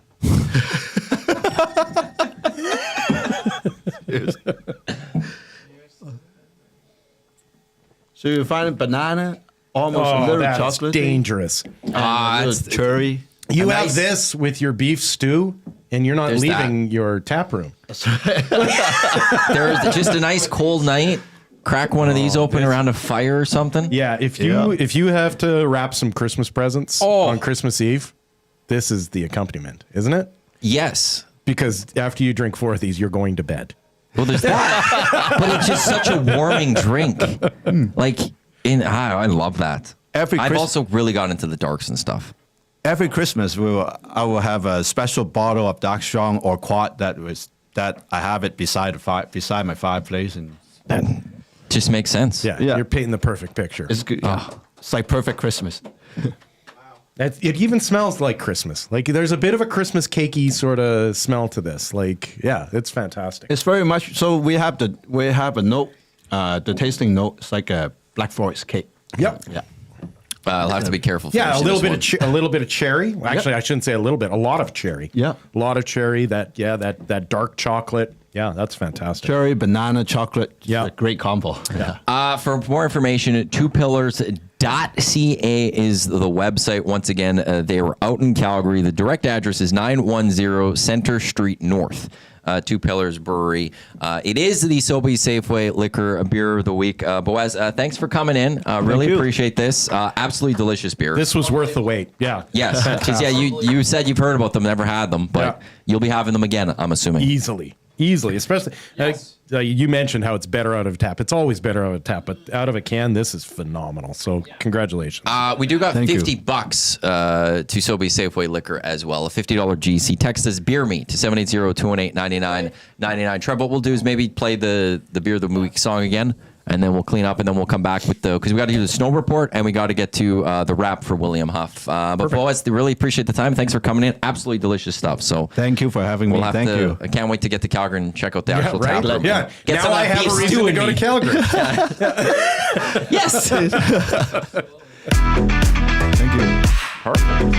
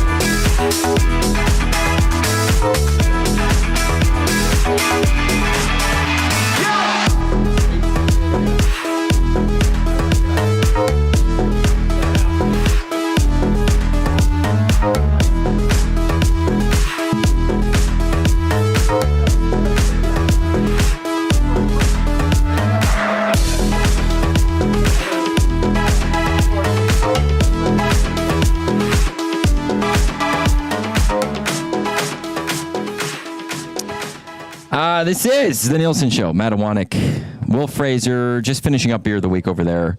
And YouTube Trev, I am just looking up something there. We've got a lot to quickly wrap up here before we get to the Hangout, which is coming up about 9:05. Myself, Tom Gazzola, Jay Milne will take you till 11 o'clock right here on Edmonton Sports Talk. Big Maple Matty from the top rope with the coasters. Well, yeah, Boaz brought us from Two Pillars these beautiful leather coasters. Not even just like normal coasters, these beautiful leather ones, fully imprinted and stuff. So, that's a good idea, actually, maybe for future stuff there.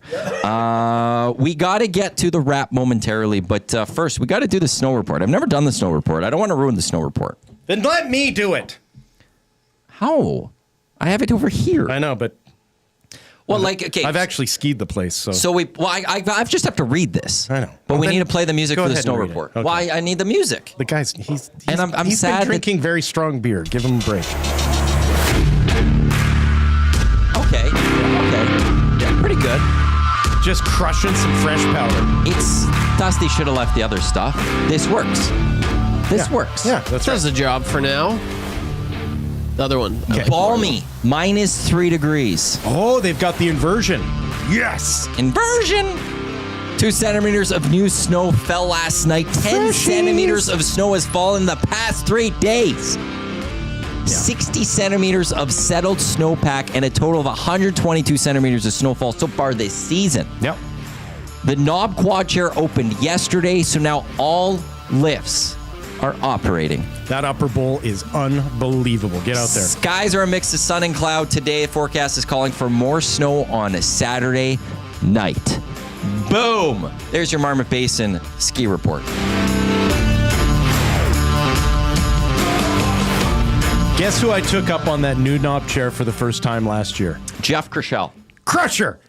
Do you know what a perfect day that was? It was me, Crusher, his sister, and his nephew. It was perfect skiing. I don't think you could ever go wrong with a day with Crusher. It was fantastic. And then we hit the Mid Chalet and had some beers. It was pretty much a perfect day. Go. Yeah, the snow, I don't like it here. Love it in the mountains because it's absolutely wonderful out there, especially near the chalet. Yeah. Imagine this. And you just go skiing, and then afterwards, have one of these. Oh yeah, yeah. These are parking lot beers for sure. I have 5 of these. Sorry. Let's get to the wrap for William Huff. Have your place look as good as ours. Check them out. William Huff. I need to grab the full read. Just make sure I got it all here. It's not in here.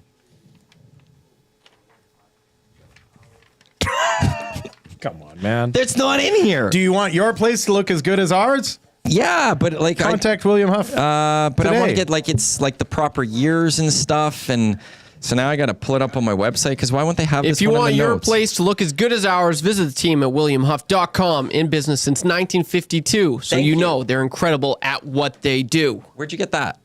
Is it on the website? Oh, okay, because I'm using the printed sheets. I should have used those sheets then instead. It's all good. William Huff, great stuff. Bruce Simpson, they do fantastic work. They also, you know who might be upset about the CFL? Thank God YTT was here. You know who might do good with, who might be upset about the CFL schedule? No, Bruce Simpson. actually I couldn't. Because Bruce cares about the CFL. And he probably wants to plan his summer. But he doesn't know because he doesn't have a CFL schedule yet. Right. So he probably thinks that hurts. I think he'll be okay. Text of the day for ANW, $25 GC to ANW. I didn't have another one that came in that beat this one in my mind, unless there was one that you guys thought of. Anyone see one? I think this is it. Hampton This is the Steve is our winner. Belichick has to drop his girlfriend off at class each day, so I think he took the UNC coaching job just to have something to do while she's busy on campus. Honestly, coaching UNC football feels like just something to do. A&W has a deal for you. What's better than one A&W Mama Burger made with perfectly seasoned grass-fed beef patty topped with pickles, slice of onion, ketchup, mustard, and teen sauce served on a toasted sesame seed bun? 2 Mama Burgers for only $9.99. Such a good deal. There's only one other thing that does sound better. That's making Dusty eat pickled herring. Sub to the ESD channel. We have till Christmas to do that. We got this, people. And then we can get Dusty eating pickled herring. I know all of you have family members. Badger them until they do it. What did we learn today? Did you learn anything? No, I didn't learn anything because I already knew Leon Draisaitl was a generational talent. But 3 points last night. Three points and not a star. Think about that. Did not pick up one of the 3 stars, but was the leading point getter on the evening. I don't. That is such a Leon Draisaitl type of number because he continues to be the most underappreciated superstar in all of sport. Gets to 900 points on his career last night. He now has 50 points on the season, leads which is second in the NHL for points, and leads the league in goals. And no one's paying attention to this season right now. It's incredible. I learned that apparently I can be chipper in the morning enough where I could fool someone, where Chris Johnston came on and said, you guys Good are bringing point. a lot of energy this morning. I went, wow, it's only an hour into me doing this he's right now. 2 hours ahead of us. I know. So I learned that I can be chipper. The thing is, I don't need people to know this so that when I go golfing with people. We were bringing 9 o'clock energy at 7 o'clock in the morning. Trev, did you learn anything today? I did have something earlier on, but I forgot. But I'm just going to say I that learned of the Pillars Brewery. That was the dark beer. Maybe. that took it from you. Just a tremendous brewery. If you're in Calgary, I would definitely recommend it. I'm going to be going there with my aunt and uncle. Sobeys Safeway Liquor Beer of the Week also right now, this week. What are you watching? What am I watching? We talked about it. Indiana, Notre Dame tonight. Okay. That's what Will's into. No. I agree. The next, I was going to say 24 36 hours. The next 36 hours Probably. are one of the best 36 hours in all of sport. Well, actually, college football starts in an hour. Yeah. There's a bowl game in an hour. Ohio taking on someone, I think. We've got bowl games throughout today and into this evening. And then starting early tomorrow morning, we've got some... Well, I'll go through it right now quickly if I can. So we've got, if you care about some of these things, Indiana, Notre Dame tonight playoffs. Tomorrow you got the rest of the playoffs, which is SMU, Penn State, Tennessee, Ohio State, and Texas, Clemson. I reversed some of those orders because I was just trying to remember them. You got Oilers Sharks tomorrow. You got an early game, a 2 o'clock game. You got Oilers Senators on Sunday. You've got tomorrow. You got Texans and you got KC. You got Baltimore, Pittsburgh. Probably two of the best games of the entire NFL weekend are happening both tomorrow on Saturday. You then on top of that have Usyk Fury 2. The most consequential heavyweight bout in 30 years. 30? 30 since Tyson Lewis in 02? Holyfield Tyson. Since Holyfield Tyson, this is the most consequential fight that we've seen. That's what's going on. So there's a lot that's going on. There's a lot to watch. So there you go. That's what we're watching. We're really late now. Thanks to everyone for tuning in to the Nielsen Show with Lieutenant. You're not without bringing Lieutenant it on Eric. your next show. I got two boys to carry me for it. Thanks to everyone. Thanks to Chris Johnston from TSN. Thanks to Herm Edwards for joining us. Thanks to Boaz from Two Pillars Brewing. Will, it was great working with you. We'll do this again on Monday. Trev, thanks for taking care of us and steering us along. Thank you. Thanks to everyone. Also you, all the nasties. Let's keep that push for 11,000 subs. Up next, it is the Hangout. Myself, Tommy, and Jay will have you covered here on Edmonton Sports Talk, your clear choice for Edmonton sports. Once again, thank you for tuning in. I will talk with you in a few minutes. Have a good one.